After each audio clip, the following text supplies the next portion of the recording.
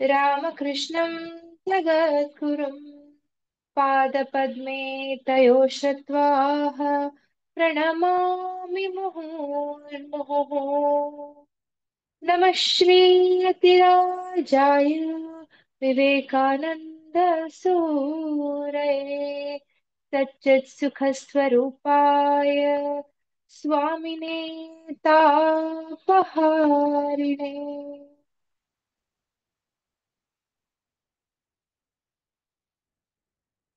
ಎಲ್ಲರಿಗೂ ಮತ್ತೊಮ್ಮೆ ಪ್ರೀತಿಪೂರ್ವಕ ಸ್ವಾಗತ. ಕೃಷ್ಣ ಜನ್ಮಾಷ್ಟಮಿ ಇನ್ನೇನು 2 ದಿನಗಳು ಬಾಕಿ ಇದೆ, ಹೌದಲ್ವಾ? ಕೃಷ್ಣ ಅಂತ ಹೇಳಿದ್ರೆ ಯಾರಿಗೆ ಇಷ್ಟ ಆಗೋದಿಲ್ಲ?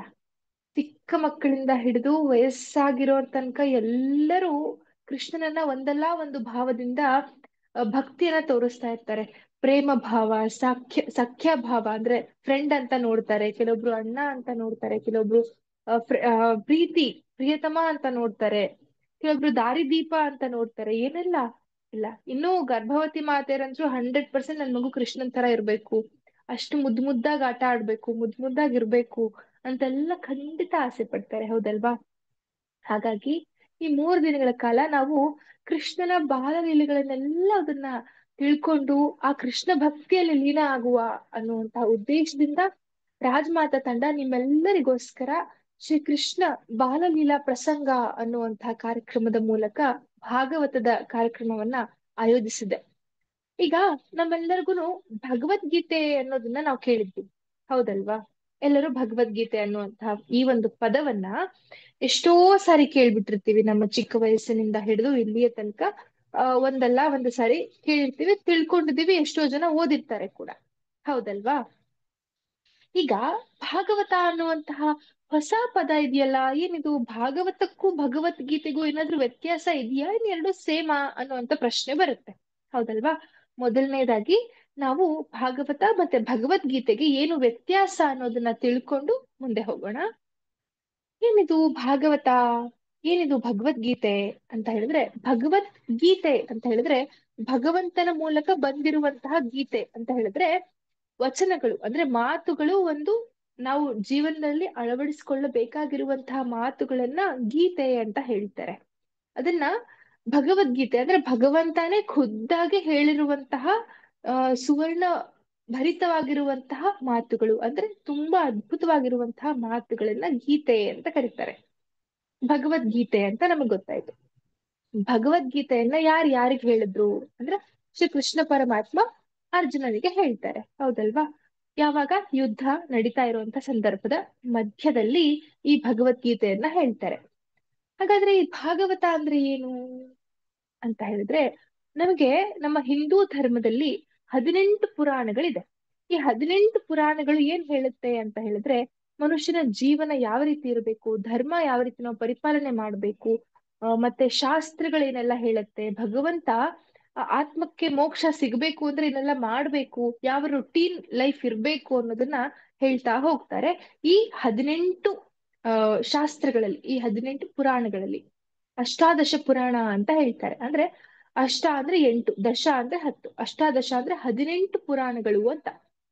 ಈ 17 ಪುರಾಣಗಳ ರಚನೆ ಆದ್ಮೇಲೂ ಕೂಡ ಈ ಋಷಿ ಮುನಿಗಳೆಲ್ಲ ಇರ್ತಾರಲ್ವಾ, ಯಾರು ಈ ರಚನೆಯನ್ನ ಮಾಡಿರ್ತಾರೆ ಅಲ್ವಾ, ಅವ್ರಿಗೆ ಸಮಾಧಾನನೇ ಆಗಿರಲ್ವಂತೆ. ನಾವು ಈ ಮನುಷ್ಯ ಸಂಕುಲಕ್ಕೆ ಏನು ಕೊಟ್ಟೇ ಇಲ್ಲ, ನಾವೇನು ಮಾಹಿತಿ ಅವ್ರಿಗೆ ತಲುಪ್ಸೇ ಇಲ್ಲ, ಅವ್ರು ಭಗವಂತನನ್ನ ಯಾವ ರೀತಿ ಪಡ್ಕೊಳಕ್ ಸಾಧ್ಯ ಆಗತ್ತೆ ಅಂತ ಹೇಳಿ ತುಂಬಾ ಆಲೋಚನೆ ಮಾಡ್ತಾ ಇದ್ರಂತೆ ದೇವಾನುದೇವತೆಗಳು, ಋಷಿ ಮುನಿಗಳು. ಆಗ ಹುಟ್ಟಿಕೊಂಡಿರುವಂತಹ, ಆಗ ಈ ಒಂದು ಋಷಿಮುನಿಗಳು ಬರೆದಿರುವಂತಹ ಪುಸ್ತಕ ಯಾವುದು, ಗ್ರಂಥ ಯಾವುದು ಅಂತ ಹೇಳಿದ್ರೆ ಇದೇ ಭಾಗವತ, 18ನೆಯ ಪುರಾಣ. ಈ ಪುರಾಣ ಏನ್ ಹೇಳತ್ತೆ ಅಂತ ಹೇಳಿದ್ರೆ, ಭಗವದ್ ಭಕ್ತಿ ಅಂದ್ರೆ ಏನು, ಯಾತಕ್ಕೋಸ್ಕರ, ಹೇಗೆ ಮಾಡ್ಬೇಕು ಅನ್ನೋದನ್ನ ಹೇಳ್ಕೊಡ್ತಾ ಹೋಗುತ್ತೆ. ಮತ್ತೊಂದು ಪಾಯಿಂಟ್ ಏನು ಅಂತ ಹೇಳಿದ್ರೆ, ಈ ಭಾಗವತ ಅನ್ನುವಂಥದ್ದು ಕೇವಲ ಕೃಷ್ಣನಿಗೆ ಮಾತ್ರ ಸಂಬಂಧಪಟ್ಟಿರುವಂತದ್ದಲ್ಲ, ವಿಷ್ಣುವಿನ ದಶಾವತಾರಕ್ಕೆ ಸಂಬಂಧಪಟ್ಟಿರುವಂತಹ ಈ ಒಂದು ಗ್ರಂಥ. ನಾನು ಮತ್ತೊಮ್ಮೆ ಹೇಳ್ತೀನಿ, ಭಾಗವತ ಅನ್ನುವಂಥದ್ದು ಕೇವಲ ಕೃಷ್ಣನಿಗೆ ಮಾತ್ರ ಸಂಬಂಧಪಟ್ಟಿರುವಂತಹ ಪುಸ್ತಕ ಅಲ್ಲ, ಇದು ಎಲ್ಲಾ ಶ್ರೀ ವಿಷ್ಣುವಿನ ದಶಾವತಾರಕ್ಕೆ ಸಂಬಂಧಪಟ್ಟಿರುವಂತಹ ಪುಸ್ತಕ. ಶ್ರೀ ವಿಷ್ಣುವಿನ ದಶಾವತಾರ ಅಂತ ಹೇಳಿದ್ರೆ ನಮ್ಮೆಲ್ರಿಗೂ ಗೊತ್ತಿದೆ ಯಾವೆಲ್ಲ ಅವತಾರಗಳು ಬರುತ್ತೆ ಅಂತ ಹೇಳಿ. ಅದರ ಜೊತೆಗೆ ಭಾಗವತ ಏನೆಲ್ಲ ಹೇಳುತ್ತೆ ಅಂತ ಅಂದ್ರೆ, ನಮ್ಮ ಈ ಇಡೀ ಮನುಷ್ಯ ಸಂಕುಲ ಯಾವ ರೀತಿ ಹುಟ್ಟಿತು, ಈ ಗುಡ್ಡ, ಭೂಮಿ, ಬೆಟ್ಟ, ಕಾಡು, ನದಿ, ವನ ಎಲ್ಲವನ್ನ ನಾವು ನೋಡ್ತೀವಿ ಅಲ್ವಾ. ನಾವ್ ಯಾವತ್ತಾದ್ರೂ ಆಲೋಚನೆ ಮಾಡಿದೀವ ಇದೆಲ್ಲ ಹೇಗ್ ಹುಟ್ಟಿತು? ಸೂರ್ಯ ಹೇಗ್ ಹುಟ್ಟದ, ಚಂದ್ರ ಹೇಗ್ ಬಂದ, ಈ ಗುಡ್ಡ, ಬೆಟ್ಟ, ನದಿ, ಕಾಡು ಎಷ್ಟು ಸುಂದರವಾಗಿದೆ, ಪ್ರತಿಯೊಂದು ಮನಸ್ಸಿಗೆ ಎಷ್ಟು ಹಿತವನ್ನ ಕೊಡುತ್ತೆ ಈ ನಿಸರ್ಗ, ಹೌದಲ್ವಾ? ನಾವು ಮನುಷ್ಯನ ಹುಟ್ಟನ್ನ ನೋಡಿದ್ದೇವೆ, ಈಗ ನೀವು ನೋಡ್ತಾ ಇದ್ದೀರಾ, ನಿಮ್ಮ ಮೂಲಕ ಒಂದ್ ಮಗು ಹುಟ್ಟು ಬರ್ತಾ ಇದೆ, ಹೌದಲ್ವಾ? ಈಗ ಒಂದು ಮನುಷ್ಯನ ಒಂದು ಜೀವಿ ಅಲ್ವಾ ಮನುಷ್ಯ, ಆ ಒಂದು ಜೀವಿನೇ ಹುಟ್ಟುತ್ತಾ ಇದೆ ಅಂತಂದ್ ಹೇಳಿದ್ರೆ ಈ ಎಲ್ಲಾ ವಸ್ತುಗಳಿಗೂ ಒಂದಲ್ಲ ಒಂದು ರೀತಿಯ ಹುಟ್ಟು ಅನ್ನೋದಿರುತ್ತೆ ಅಲ್ವಾ. ಸೊ ಅದೆಲ್ಲ ಹೇಗಾಯ್ತು ಅನ್ನೋದನ್ನ ಈ ಭಾಗವತ ತಿಳಿಸ್ಕೊಡ್ತಾ ಬರುತ್ತೆ. ಅದರ ಜೊತೆಗೆ ಈ ಭಾಗವತ ಅನ್ನುವಂಥದ್ದು ಇಬ್ಬರು ವ್ಯಕ್ತಿಗಳ ಮಧ್ಯದ ಒಂದು ಸಂಭಾಷಣೆ ಆಗಿರುತ್ತೆ. ಅದು ಯಾರು ಅಂತ ಹೇಳಿದ್ರೆ ಶುಕ ಮುನಿಗಳು ಮತ್ತು ಪರಿಶ್ರುತ ಮಹಾರಾಜರು ಅಂತ. ಪರಿಶುದ್ಧ ಮಹಾರಾಜರ ಹೆಸರು ಕೇಳಿದ್ದೀರಾ? ಯಾರಿಗಾದ್ರೂ ಗೊತ್ತಿದ್ಯಾ ಪರಿಶುದ್ಧ ಮಹಾರಾಜರು ಯಾರು ಅಂತ? ಹೆಸರು ಕೇಳಿರ್ತೀರಾ? ಯಾರು ಹೇಳ್ಬೋದು? ಅಭಿಮನ್ಯುವಿನ ಮಗ. ಪರಿಶುದ್ಧ ಮಹಾರಾಜರು, ಎಕ್ಸಾಕ್ಟ್ಲಿ ರೈಟ್, ಅಭಿಮನ್ಯುವಿನ ಮಗ. ಏನಾಗಿರುತ್ತೆ ಯುದ್ಧದಲ್ಲಿ? ಅಶ್ವತ್ಥಾಮ ಬ್ರಹ್ಮಾಸ್ತ್ರವನ್ನ ಬಿಟ್ಟಿರ್ತಾನೆ, ಏನಂತ?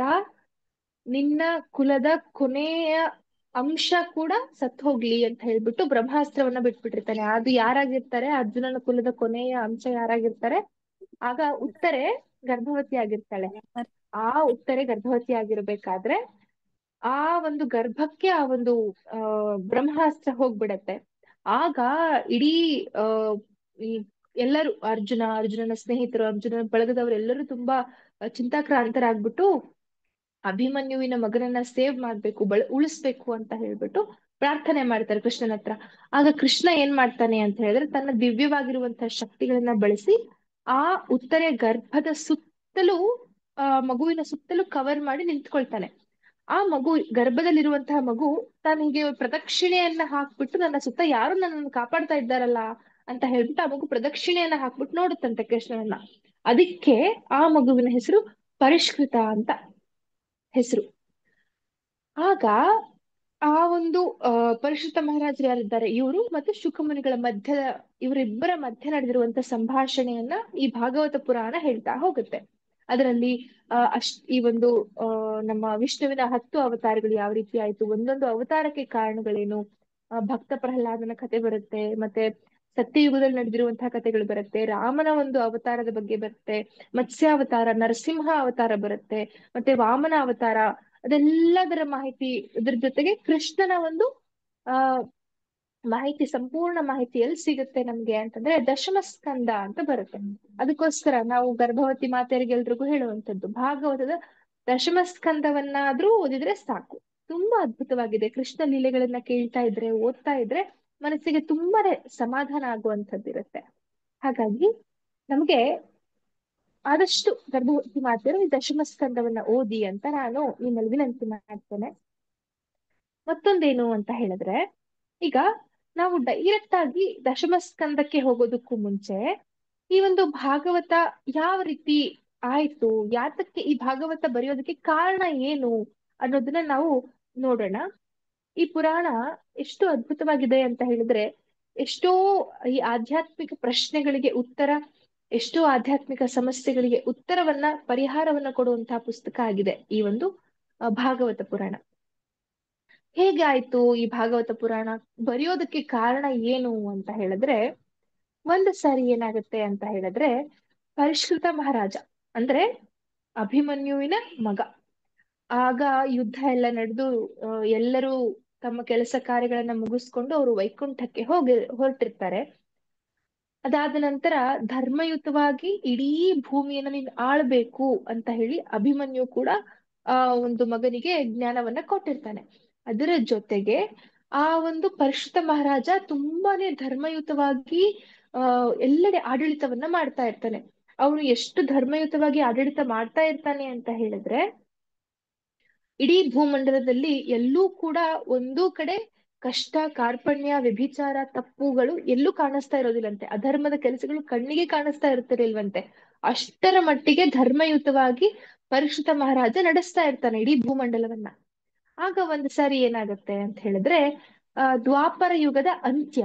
ಅದಾದ ನಂತರ ಕಲಿಯುಗ ಶುರು ಆಗ್ಬೇಕು. ಈಗ ನಿಮ್ಗೆ ಗೊತ್ತಾಗುತ್ತೆ, 2025 ಮುಗಿತಾ ಇರುತ್ತೆ, 2026 ಬರ್ತಾ ಇರುತ್ತೆ.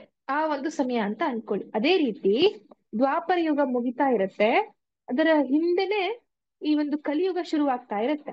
ಆಗ ಒಂದು ದಿನ ಏನಾಗುತ್ತೆ ಅಂತ ಹೇಳಿದ್ರೆ, ಈ ಪರಿಶುದ್ಧ ಮಹಾರಾಜರು ಈ ಒಂದು ಕಾಡಿಗೆ ಹೋಗ್ಬೇಕು ಅಂತ ಹೇಳಿ ಬೇಟೆ ಆಡೋದಕ್ಕೂ ಇಲ್ಲ ಎಲ್ಲ ಪ್ರಾಣಿಗಳನ್ನ ನೋಡ್ಕೊಳ್ಳೋದಕ್ಕೂ ಏನಕ್ಕೋ ಒಂದು ವಾಯು ವಿಹಾರಕ್ಕೋ ಅಂತ ಹೇಳ್ಬಿಟ್ಟು ಕಾಡಿಗೆ ಹೋಗಿರ್ತಾರೆ. ಕಾಡಿಗೆ ಹೋಗಿರುವಂತ ಸಂದರ್ಭದಲ್ಲಿ ಏನಾಗುತ್ತೆ ಅಂತ ಹೇಳಿದ್ರೆ, ಅವ್ರು ತುಂಬಾ ಎಲ್ಲಾ ಕಡೆ ಓಡಾಡಿ ಓಡಾಡಿ ಓಡಾಡಿ ದಣದ್ ಬಿಟ್ಟಿರ್ತಾರೆ. ತುಂಬಾ ನೀರಡಿಕೆ ಆಗ್ಬಿಟ್ಟು ಆಯಾಸ ಆಗಿರುತ್ತೆ, ದಾಹ ಆಗಿರುತ್ತೆ ಅವ್ರಿಗೆ. ಅಲ್ಲೇ ಒಂದು ಚಿಕ್ಕದಾಗಿರುವಂತಹ ಗುಡಿಸಲು ಅಂತ ಹೇಳಿದ್ರೆ ಆಶ್ರಮದ ತರಹ ಇರುವಂತಹ ಒಂದು ಗುಡಿಸಲು ಕಾಣಿಸುತ್ತೆ. ಅಲ್ಲಿ ಒಳಗಡೆ ಹೋಗಿರ್ಬೇಕಾದ್ರೆ ನೋಡ್ತಾರೆ, ಒಬ್ಬ ದಿವ್ಯವಾಗಿರುವಂತಹ ವ್ಯಕ್ತಿ. ಆ ವ್ಯಕ್ತಿ ಧ್ಯಾನಸ್ಥನಾಗಿ ಕುತ್ಕೊಂಡಿರ್ತಾನೆ. ಆ ಒಂದು ಧ್ಯಾನದ ಸ್ಥಿತಿಯಲ್ಲಿ ಕುತ್ಕೊಂಡಿರ್ತಾರೆ. ಆದ್ರೆ ಪರೀಕ್ಷಿತ ಮಹಾರಾಜನಿಗೆ ಆಗಿರುವಂತಹ ದಾಹದಿಂದ ಅವ್ರು ಏನ್ ಮಾಡ್ತಾರೆ ಅಂದ್ರೆ, ನನಗೆ ಆ ದಯವಿಟ್ಟು ನನಗೆ ನೀರಿನ ದಾಹ ಆಗಿದೆ, ನೀರ್ ಕೊಡಿ ಅಂತ ಹೇಳ್ಬಿಟ್ಟು ಡೈರೆಕ್ಟ್ ಆಗಿ ಮಾತಾಡ್ತಾರೆ. ಆ ವ್ಯಕ್ತಿ ಎದ್ದೇಳೋದಿಲ್ಲ. ಯಾತಕ್ಕೆ ಅಂತ ಹೇಳಿದ್ರೆ ಅವ್ರು ಧ್ಯಾನಸ್ಥರಾಗ್ಬಿಟ್ಟಿರ್ತಾರೆ. ಆ ಅದರ ಜೊತೆಗೆ ಅವರು ಸಂಪೂರ್ಣವಾಗಿ ತಮ್ಮನ್ನ ತಾವು ಮರ್ತು ಹೋಗ್ಬಿಟ್ಟಿರ್ತಾರೆ ಧ್ಯಾನದಲ್ಲಿ. ಹಾಗಾಗಿ ಅವರು ಕಣ್ಣನ್ನ ಓಪನ್ ಮಾಡಿ ಪರಿಶ್ರುತ ಮಹಾರಾಜರಿಗೆ ಉತ್ತರವನ್ನ ಕೊಡೋದಿಲ್ಲ. ಆಗ ಏನಾಗುತ್ತೆ, ಮತ್ತೊಮ್ಮೆ ಪರಿಶ್ರುತ ಮಹಾರಾಜರು ವಿನಂತಿ ಮಾಡ್ತಾರೆ, ದಯವಿಟ್ಟು ನನಗೆ ನೀರನ್ನ ಕೊಡಿ, ನಾನು ತುಂಬಾ ಬಳಲಿದ್ದೇನೆ, ನೀರ್ ಕೊಡಿ ಅಂತ ಹೇಳಿದಾಗ ಆ ವ್ಯಕ್ತಿ ಕಣ್ಣನ್ನ ತೆಗಿಯೋದೇ ಇಲ್ಲ. ಆಗ ಏನ್ ಮಾಡ್ತಾರೆ ಪರಿಶುದ್ಧ ಮಹಾರಾಜರು ಅಂತ ಹೇಳಿದ್ರೆ, ಅಲ್ಲೇ ಆ ಒಂದು ಗುಡಿಸಲಿನ ಆಚೆ ಒಂದು ಸತ್ತು ಹೋಗಿರುವಂತಹ ಹಾವಿರುತ್ತೆ. ಈ ಒಂದು ಸತ್ತು ಹೋಗಿರುವಂತಹ ಹಾವನ್ನ ತೆಗೆದುಕೊಂಡು ಅವರ ಕೊರಳಿಗೆ ಹಾಕ್ಬಿಡ್ತಾರೆ. ನೋಡಿ, ನಮ್ಮ ಒಂದು ಸಂಪ್ರದಾಯದಲ್ಲಿ ಏನು ಅಂದ್ರೆ, ಹೂವಿನ ಹಾರವನ್ನ ಹಾಕಿದ್ರೆ ನಾವ್ ಎಲ್ಲ ಕಡೆ ಯಾರಾದ್ರೂ ವೆಲ್ಕಮ್ ಮಾಡೋದಕ್ಕಾಗ್ಲಿ, ಮದ್ವೆಗಳಲ್ಲಾಗ್ಲಿ, ಇಲ್ಲ ಇವರೇ ಯಾವ್ದಕ್ಕಾದ್ರೂ ಪೂಜೆಗಳಲ್ಲಾಗ್ಲಿ ನಾವು ಹೂವಿನ ಹಾರವನ್ನ ಹಾಕ್ತೀವಿ. ಅದ್ರ ಅರ್ಥ ಏನು ಅಂದ್ರೆ, ನಾನು ನಿಮ್ಮನ್ನ ಗೌರವಿಸ್ತಾ ಇದ್ದೇನೆ, ನನ್ನ ಪ್ರೀತಿಗೆ ನೀವು ಪಾತ್ರರು ಅಂತ ಹೇಳಿ ನಾವು ಅದನ್ನ ಸಮರ್ಪಿಸ್ತಾ ಇದ್ದೇವೆ, ಹೂವಿನ ಹಾರವನ್ನ ಹಾಕ್ತಾ ಇದ್ದೇವೆ ಅಂತ ಅರ್ಥ.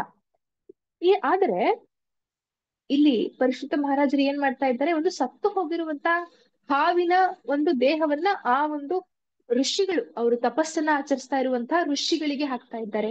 ನೋಡಿ ಎಂತಹ ಅವಮಾನ ಇದು ಅಂತ ಅಂದ್ರೆ, ನಾನು ನಿಮ್ಮನ್ನ ಗೌರವಿಸ್ತಾ ಇಲ್ಲ, ನಾನು ಕೇಳಿದ್ರೆ ನೀವು ಕೊಡ್ಲಿಲ್ಲ ಅಲ್ವಾ, ನಾನು ನಿಮ್ಮನ್ನ ಸಂಪೂರ್ಣವಾಗಿ ಧಿಕ್ಕರಿಸ್ತೇನೆ ಅಂತ ಹೇಳ್ಬಿಟ್ಟು ಅದರ ಅರ್ಥ. ಏನ್ ಮಾಡ್ತಾರೆ ಪರಿಶುದ್ಧ ಮಹಾರಾಜರು, ಅಲ್ಲಿ ಸತ್ತಿರುವಂತ ಒಂದು ಹಾವಿನ ದೇಹವನ್ನ ಆ ಒಂದು ಧ್ಯಾನಕ್ಕೆ ಕುಳಿತಿರುವಂತಹ ಆ ಆ ಆ ಒಂದು ಋಷಿ ಮುನಿಯ ಹೆಸರು ಶಮೀಕ ಮಹರ್ಷಿ ಅಂತ. ಆ ಶಮೀಕ ಮಹರ್ಷಿಯರ ಕೊರಳಿಗೆ ಹಾಕ್ಬಿಡ್ತಾರೆ. ನಾವಿಲ್ಲಿ ಒಂದು ಆಲೋಚನೆ ಮಾಡ್ಬೇಕಾಗುತ್ತೆ, ಏನು ಅಂದ್ರೆ, ಅಷ್ಟರ ಮಟ್ಟಿಗೆ ಧರ್ಮಯುತವಾಗಿ ಪರಿಪಾಲನೆ ಮಾಡುವಂತಹ ವ್ಯಕ್ತಿ, ಅಷ್ಟರ ಮಟ್ಟಿಗೆ ಗ್ರೇಟ್, ಇಡೀ ಭೂಮಂಡಲದಲ್ಲಿ ಎಲ್ಲೆಡೆನೂ ಒಂದು ಕಿಂಚಿತ್ ಹುಡುಕಿದ್ರು ಅಧರ್ಮ ಕಾಣಿಸೋದೇ ಇಲ್ಲ ಅಂತ ನಾವು ಇವಾಗ ತಾನೇ ಅನ್ಕೊಂಡ್ವಿ, ಹೇಳಿದ್ವಿ, ಹೌದಲ್ವಾ? ಆದ್ರೆ ಇದೇ ವ್ಯಕ್ತಿ ಅದ್ ಹೆಂಗ್ ಮಾಡಕ್ ಸಾಧ್ಯ? ಹೌದಲ್ವಾ? ಆಲೋಚನೆ ಮಾಡ್ಬೇಕಲ್ವಾ? ಅದೇ ವ್ಯಕ್ತಿ ಇಂತಹ ಒಂದು ಅಧರ್ಮದ ಕೆಲಸವನ್ನ, ಇನ್ನೊಬ್ಬರಿಗೆ ಡಿಸ್ರೆಸ್ಪೆಕ್ಟ್ ಮಾಡುವಂಥದ್ದು, ಅಗೌರವವನ್ನ ತೋರಿಸುವಂತಹ ಕೆಲಸವನ್ನ ಮಾಡೋದಕ್ಕೆ ಹೇಗ್ ಸಾಧ್ಯ ಅಂತ ಹೇಳಿದ್ರೆ, ಅವರು ಪರಿಷ್ಕೃತ ಮಹಾರಾಜರು ಈ ಆಶ್ರಮಕ್ಕೆ ಹೋಗೋದಕ್ಕೂ ಮುಂಚೆ ಒಂದ್ ಘಟನೆ ನಡೆಯುತ್ತೆ. ಆ ಘಟನೆ ಏನು ಅಂತ ಹೇಳಿದ್ರೆ, ಕಲಿಯುಗದ ಒಂದು ಶುರು ಆಗುವಂತಹ ಒಂದು ಸ್ಥಿತಿ ಏನ್ ನಿರ್ಮಾಣ ಆಗಿರುತ್ತಲ್ವಾ, ಆಗ ಅಲ್ಲಿ ಕಲಿ ಬಂದಿರ್ತಾನೆ. ಕಲಿ ಆ ಒಂದು ಪರಿಶ್ರುತ ಮಹಾರಾಜರ ಎದುರಿಗೆ ಬಂದು ಮಾತಾಡಿರ್ತಾನೆ. ಯಾವಾಗ ಅಂತ ಹೇಳಿದ್ರೆ, ಅವರು ಆಶ್ರಮಕ್ಕೆ ಹೋಗೋದಕ್ಕೂ ಮುಂಚೆ ಏನ್ ಮಾತಾಡಿರ್ತಾನೆ ಕಲಿ ಅಂತ ಹೇಳಿದ್ರೆ, ಪರಿಷ್ಕೃತ ಮಹಾರಾಜರ ಎದುರಿಗೆ ಬಂದು ಹೇಳ್ತಾರೆ, ನಾನು ಇವತ್ತಿನಿಂದ ಕಲಿಯುಗ ಶುರು ಆಗ್ತಾ ಇದೆ, ನೀವು ಇಷ್ಟು ದಿನ ಧರ್ಮದಿಂದ ಆಡಳಿತ ಏನ್ ಮಾಡಿದ್ದೀರಾ ಅಲ್ವಾ, ಈಗ ಧರ್ಮ ಮುಗಿತಾ ಇದೆ, ನೀವು ನಿಮ್ಮ ಆಡಳಿತವನ್ನ ನಿಲ್ಲಿಸಿ ಅಂತ ಹೇಳ್ಬಿಟ್ಟು ಕಲಿ ಮಾತಾಡಿದಾಗ, ಪರಿಶುದ್ಧ ಮಹಾರಾಜರು ಏನ್ ಹೇಳ್ತಾರೆ ಅಂದ್ರೆ, ಆಗೋದಿಲ್ಲ, ಇದು ಖಂಡಿತವಾಗಿಯೂ ಸಾಧ್ಯ ಆಗೋದೇ ಇಲ್ಲ.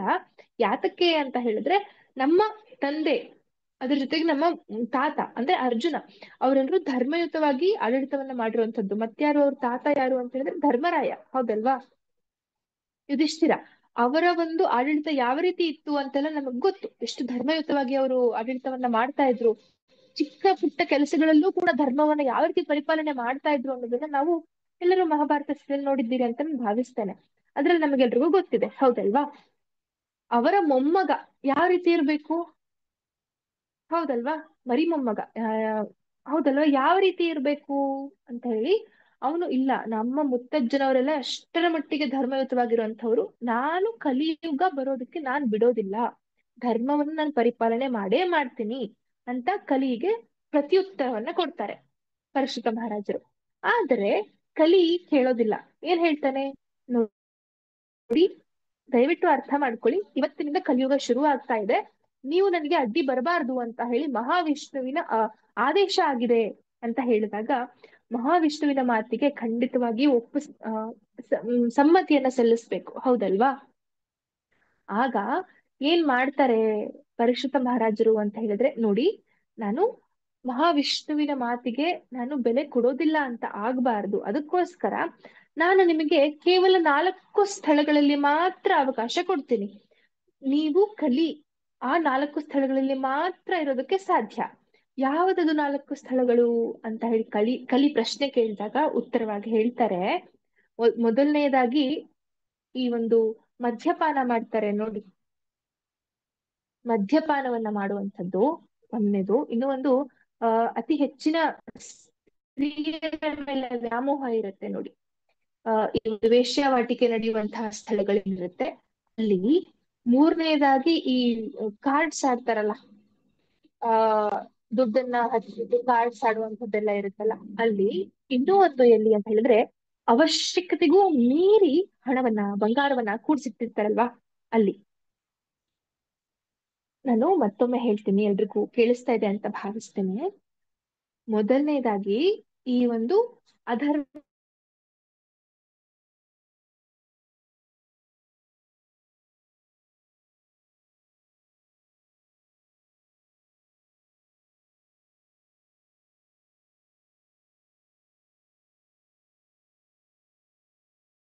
ಏನು ಅಂತ ಹೇಳಿದ್ರೆ, ಯಾವ ಮನೆಗಳಲ್ಲಿ ಅತಿ ಒಂದು ಅವಶ್ಯಕತೆಗೂ ಮೀರಿ ಹಣವನ್ನ ಮತ್ತೆ ಅವಶ್ಯಕತೆಗೂ ಮೀರಿ ಬಂಗಾರವನ್ನ ಕೂಡ್ಸಿಟ್ಟಿರ್ತಾರೆ ಅಲ್ವಾ, ಅಲ್ಲಿ ನೀನ್ ಇರಬಹುದು ಅಂತ ಹೇಳಿ ಪರಿಷ್ಕೃತ ಮಹಾರಾಜರು ಈ ಒಂದು ಕಲಿಗೆ ಪರ್ಮಿಷನ್ ಅನ್ನ ಕೊಡ್ತಾರೆ.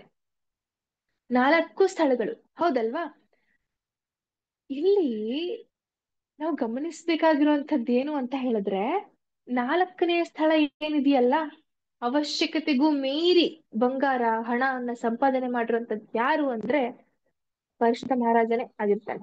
ಯಾತಕ್ಕೆ ಅಂದ್ರೆ ಅವಶ್ಯಕತೆಗೂ ಮೀರಿ ಅವನು ಬಂಗಾರವನ್ನ ಧರಿಸಿರ್ತಾನೆ, ಕಿರೀಟ ಧರಿಸಿರ್ತಾನೆ. 5 ರಿಂದ 6 ಬಂಗಾರದ ನಾವು ನೋಡಿದ್ದೇವಲ್ವಾ, ಹಳೆಯ ಕಾಲದಲ್ಲಿ ಯಾವ ರೀತಿ ರಾಜರು ಇರ್ತಾ ಇದ್ರು, ಅವ್ರೇನೆಲ್ಲ ಧರಿಸ್ತಾ ಇದ್ರು ಅಂತ ನಾವು ನೋಡಿದ್ದೇವಲ್ವಾ. ಅವಶ್ಯಕತೆಗೂ ಮೀರಿ ಅವನೆಲ್ಲದನ್ನ ಧರಿಸಿರ್ತಾನೆ.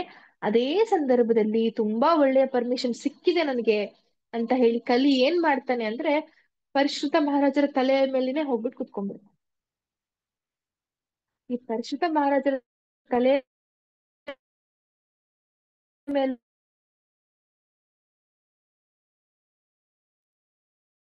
ಅಕ್ಕ ಕೇಳಲಾಗೈತಿ. ಹೌದು, ವಾಯ್ಸ್ ಬ್ರೇಕ್ ಆಗ್ತಿದೆ. ಹೋಗಿ ಕುತ್ಕೊಂಡು ಅಕ್ಕ ವಾಯ್ಸ್ ಬರ್ತಾ ಇಲ್ಲ. ಅಕ್ಕ ತುಂಬಾ ಬ್ರೇಕ್ ಆಗ್ತಿದೆ ವಾಯ್ಸ್.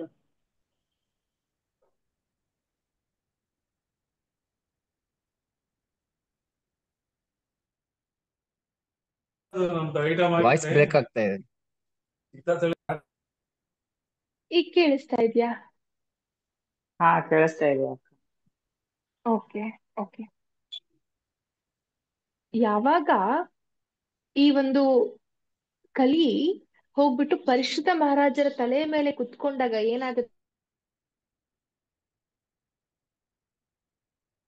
ಅಕ್ಕ ಮತ್ತೆ ಬ್ರೇಕ್ ಆಗ್ತಾ ಇದೆ. ಅಧರ್ಮದ ಕೆಲಸವನ್ನ ಮಾಡ್ತಾರೆ. ಏನದು ಅಧರ್ಮದ ಕೆಲಸ ಅಂದ್ರೆ, ಆ ಒಂದು ಋಷಿ ಮುನಿಗಳ ಅಪಮಾನವನ್ನ ಮಾಡುವಂಥದ್ದು. ಯಾವ ರೀತಿ? ಸತ್ತು ಹೋಗಿರುವಂತಹ ಹಾವನ್ನ ಅವರ ಕುತ್ತಿಗೆಗೆ ಹಾಕೋದರ ಮೂಲಕ. ಇದಾದ ನಂತರ ಏನಾಗುತ್ತೆ ಅಂತ ಹೇಳಿದ್ರೆ, ಈ ಒಂದು ಶಮೀಕ ಮಹರ್ಷಿಯರ ಮಗ ಇರ್ತಾನೆ ಶೃಂಗಿ ಅಂತ ಹೇಳಿ, ಅವನು 7 ವರ್ಷದ ಬಾಲಕ. ಆ 7 ವರ್ಷದ ಬಾಲಕ ಏನ್ ಮಾಡ್ತಾ ಇರ್ತಾನೆ, ಅವರ ಮನೆ ಹತ್ರ ಇರುವಂತಹ ಒಂದು ಮಕ್ಕಳೆಲ್ಲರೂ ಸೇರ್ಕೊಂಡು ಆಟವನ್ನ ಆಡ್ತಾ ಇರ್ತಾರೆ. ಆ ಆಟವನ್ನ ಆಡ್ತಾ ಇರುವಂತಹ ಸಂದರ್ಭದಲ್ಲಿ ಯಾರೋ ಒಬ್ಬ ಫ್ರೆಂಡ್ ಹೀಗೆ ಬಂದ್ಬಿಟ್ಟು ಹೇಳ್ತಾರೆ, ನಿನ್ನನ್ನ ನಾವು ಆಟಕ್ಕೆ ಸೇರಿಸ್ಕೊಳ್ಳೋದಿಲ್ಲ, ನೀವು ಹೆಣ ಹೊರುವವರು ಅಂತ ಹೇಳ್ತಾನೆ. ಆ ಮಗುವಿಗೆ ಗೊತ್ತಾಗೋದಿಲ್ಲ, ಏನಿದು, ಏನ್ ಮಾತಾಡ್ತಾ ಇದ್ದಾನೆ ಇವನು, ಹೆಣ ಹೊರುವವರು ಅಂದ್ರೆ ಅವರ ತಂದೆಗೆ ಹಾವಿನ ಒಂದು ಹೆಣವನ್ನ ಹಾಕಿರೋದ್ರಿಂದಾಗಿ ಅವರು ಹೆಣ ಹೊರುವವರು ಅಂತ ಹೇಳಿ ಆ ಮಗುವನ್ನ ಕಾಡ್ಸ್ಲಿಕ್ಕೆ ಶುರು ಮಾಡ್ಬಿಟ್ಟಿರ್ತಾರೆ ಫ್ರೆಂಡ್ಸ್ ಎಲ್ಲ. ಆಗ ಆ ಮಗುವಿಗೆ ಅಲ್ಲಿಯೇ ತುಂಬಾ ಕೋಪ ಬಂದ್ಬಿಟ್ಟಿರುತ್ತೆ. ಅದೇ ಕ್ಷಣದಲ್ಲಿ ಆ ಶೃಂಗಿ ಏನ್ ಮಾಡ್ತಾನೆ ಅಂತ ಹೇಳಿದ್ರೆ, ನನ್ನ ತಂದೆಗೆ ಯಾರು ಈ ಒಂದು ಅವಸ್ಥೆಯನ್ನ ತಂದಿದ್ದಾರಲ್ವಾ, ಯಾರು ಈ ಒಂದು ಹಾವಿನ ಹೆಣವನ್ನ ಹಾಕಿ ಹೋಗಿದ್ದಾರಲ್ವಾ, ಅವರು ಕೇವಲ 7 ದಿನಗಳಲ್ಲಿ ತಕ್ಷಕ ಸರ್ಪದಿಂದ ಕಚ್ಚಿಸಲ್ಪಟ್ಟು ಸಾಯಬೇಕು ಅಂತ ಹೇಳ್ಬಿಟ್ಟು ಶಾಪವನ್ನ ಕೊಟ್ಬಿಡ್ತಾನೆ. ನೋಡಿ, ಯಾರು? 7 ವರ್ಷದ ಬಾಲಕ. ನಾವ್ ಇಮ್ಯಾಜಿನ್ ಮಾಡ್ಕೊಳಕ್ ಸಾಧ್ಯ ಆಗುತ್ತಾ? 7 ವರ್ಷದ ಬಾಲಕರನ್ನ, 7 ವರ್ಷದ ಮಕ್ಕಳರನ್ನ ನಾವ್ ಯಾವ ರೀತಿ ಟ್ರೀಟ್ ಮಾಡ್ತೇವೆ ನಮ್ಮ ಈಗಿನ ಸಂದರ್ಭದಲ್ಲಿ? ಹೌದಲ್ವಾ? ನಮ್ಮ ಸಂದರ್ಭದಲ್ಲಿ ನಾವು 7 ವರ್ಷದ ಮಗು ಅಂದ್ರೆ ಇನ್ನೂ 7 ವರ್ಷ ಬಿಡಿ, ಈಗಿನ ಜನರೇಷನ್ ತಾಯಂದ್ರು 25 ವರ್ಷ ಆದ್ರೂ ಕೂಡ ಅವ್ರಿಗೆ ಮಕ್ಕಳೇ, ಕುತ್ಕೊಂಡಲ್ಲೇ ಎಲ್ಲದನ್ನ ತಿನ್ಸೋವಂಥದ್ದು, ನೋಡ್ಕೊಳ್ಳೋವಂಥದ್ದು, ಅವ್ರ ಸ್ಕೂಲ್ ಬ್ಯಾಗ್ ಗಳನ್ನೆಲ್ಲ ಹಾಕೊಂಡು ಅವ್ರ ಸ್ಕೂಲಿಗೆ ಹೋಗೋದು, ಅವ್ರ ಮಕ್ಕಳನ್ನ ಕರ್ಕೊಂಡ್ ಬರೋದು, ಅವ್ರ ಕೆಲ್ಸವನ್ನ ಅವ್ರಿಗೆ ಮಾಡ್ಕೊಳ್ಳೋದಕ್ ಕೊಡೋದೇ ಇಲ್ಲ. ನೋಡಿರ್ತೀರಾ ನೀವು, ಹೌದಾ? ಅಬ್ಸರ್ವ್ ಮಾಡಿರ್ತೀರ ತಂದೆ ತಾಯಂದ್ರು ಎಷ್ಟರ ಮಟ್ಟಿಗೆ ಪೊಸೆಸಿವ್ ಆಗಿ ಮಕ್ಕಳ ಜೊತೆಗೆ ಆಡ್ತಾರೆ ಅಂತ ಹೇಳಿ. ಆದ್ರೆ ನಾವ್ ಇಲ್ಲಿ ಗಮನಿಸ್ಬೇಕಾಗಿರುವಂತದ್ದು ಏನು? 7 ವರ್ಷದ ಮಗು ಶಾಪ ಕೊಡ್ತಾ ಇದ್ದಾನೆ ಅಂತ ಹೇಳಿದ್ರೆ ಆ ಮಗುವಿನಲ್ಲಿ ಇರ್ಬೇಕಾದಂತಹ ಆಧ್ಯಾತ್ಮಿಕ ಒಂದು ಶಕ್ತಿ ಎಷ್ಟರ ಮಟ್ಟಿಗೆ ಇರಬಹುದು? ಹೌದಲ್ವಾ? ಆ ಮಗು ಶಾಪ ಕೊಡ್ತಾ ಇದೆ ಅಂತ ಹೇಳಿದ್ರೆ ಆ ಒಂದು ಶಕ್ತಿ, ಆ ಶಾಪ ನಿಜ ಆಗುತ್ತೆ ಕೂಡ. ಅಂತಹ ನಮ್ಮ ಭಾರತವನ್ನ ಆರ್ಯಾವರ್ತ ಅಂತ ಕರೀತಾರೆ. ಆರ್ಯಾವರ್ತ ಅಂದ್ರೆ, ಆರ್ಯ ಅಂದ್ರೆ ಶ್ರೇಷ್ಠ ಅಂತ. ನೀವ್ ಯಾವ್ದಾದ್ರು ಈ ಒಂದು ಪೌರಾಣಿಕವಾಗಿರುವಂತಹ ಸೀರಿಯಲ್ಸ್ ಏನಾದ್ರು ನೋಡಿದ್ರೆ ನಿಮ್ಗೆ ಗೊತ್ತಾಗುತ್ತೆ. ಸೀತಾಮಾತೆ ಶ್ರೀರಾಮಚಂದ್ರ ಪ್ರಭುವನ್ನ ಶ್ರೀರಾಮಚಂದ್ರ ಅಂತ ಡೈರೆಕ್ಟ್ ಆಗಿ ಹೆಸರಿಂದ ಕರೆಯೋದಿಲ್ಲ, ಆರ್ಯ ಅಂತ ಕರೀತಾರೆ. ಆರ್ಯ ಅಂದ್ರೆ ಶ್ರೇಷ್ಠ ಅಂತ. ಶ್ರೇಷ್ಠೋತ್ತಮ ಅಂದ್ರೆ ಶ್ರೇಷ್ಠರೆಲ್ಲರನ್ನ ಒಂದ್ ಕಡೆ ಕೂಡ್ಸಿದ್ರೆ ಆ ಶ್ರೇಷ್ಠರಲ್ಲಿಯೂ ಉತ್ತಮ ಯಾರಾದ್ರೂ ಇದ್ರೆ ಅವ್ರನ್ನ ಶ್ರೇಷ್ಠೋತ್ತಮ ಅಂತ ಹೇಳ್ತಾರೆ, ಅಂದ್ರೆ ಆರ್ಯ ಅಂತ. ನೋಡಿ ಎಷ್ಟು ಸುಂದರ. ಭಾರತವನ್ನ ಆರ್ಯಾವರ್ತ ಅಂತ ಕರಿತಾ ಇದ್ರು. ಅಂದ್ರೆ ಅಂತಹ ಶ್ರೇಷ್ಠ ಜನಾಂಗದ ಅಷ್ಟರ ಮಟ್ಟಿಗೆ ಶ್ರೇಷ್ಠ ಗುಣಗಳನ್ನ ಹೊಂದಿರುವಂತಹ ಜನರು ಇರುವಂತಹ ಸ್ಥಳವನ್ನ ಭಾರತ, ಆರ್ಯಾವರ್ತ ಅಂತ ಕರಿತಾ ಇದ್ದು. ಯಾತಕ್ಕೆ ಅಂದ್ರೆ ನೀವೆಲ್ಲಿ ಹೋದ್ರು ಋಷಿಗಳು, ಎಲ್ಲಿ ಹೋದ್ರು ತಪಸ್ವಿಗಳನ್ನ ಕಾಣಿಸ್ತಾ ಇದ್ರು. ಅಂದ್ರೆ ಎಲ್ಲೆಡೆಯೂ ಆತ್ಮಜ್ಞಾನವನ್ನ ಪಡ್ಕೊಂಡಿರುವಂತಹ ಜ್ಞಾನಿಗಳು ಎಲ್ಲೆಡೆ ಓಡಾಡ್ತಾ ಇದ್ರು. ಅದಕ್ಕೋಸ್ಕರ ನಮ್ಮ ಭಾರತವನ್ನ ಆರ್ಯಾವರ್ತ ಅಂತ ಕರಿತಾ ಇದ್ರು. ಇಂತಹ ಒಂದು ಶ್ರೇಷ್ಠವಾಗಿರುವಂತಹ ನೆಲದಲ್ಲಿರುವಂತಹ 7 ವರ್ಷದ ಪುಟ್ಟ ಮಗು ಶಾಪವನ್ನ ಕೊಡ್ತಾನೆ, ಅದು ತಟ್ಟತ್ತೆ ಅಂತಂದು ಹೇಳಿದ್ರೆ ನಾವೇನು ಸಂಶಯ ಪಡೋ ಅವಶ್ಯಕತೆ ಇಲ್ಲ, ಹೌದಲ್ವಾ? ಯಾತಕ್ಕೆ ಅಂದ್ರೆ ಅಂತಹ ಶ್ರೇಷ್ಠವಾಗಿರುವಂತಹ ನೆಲ ನಮ್ಮದು.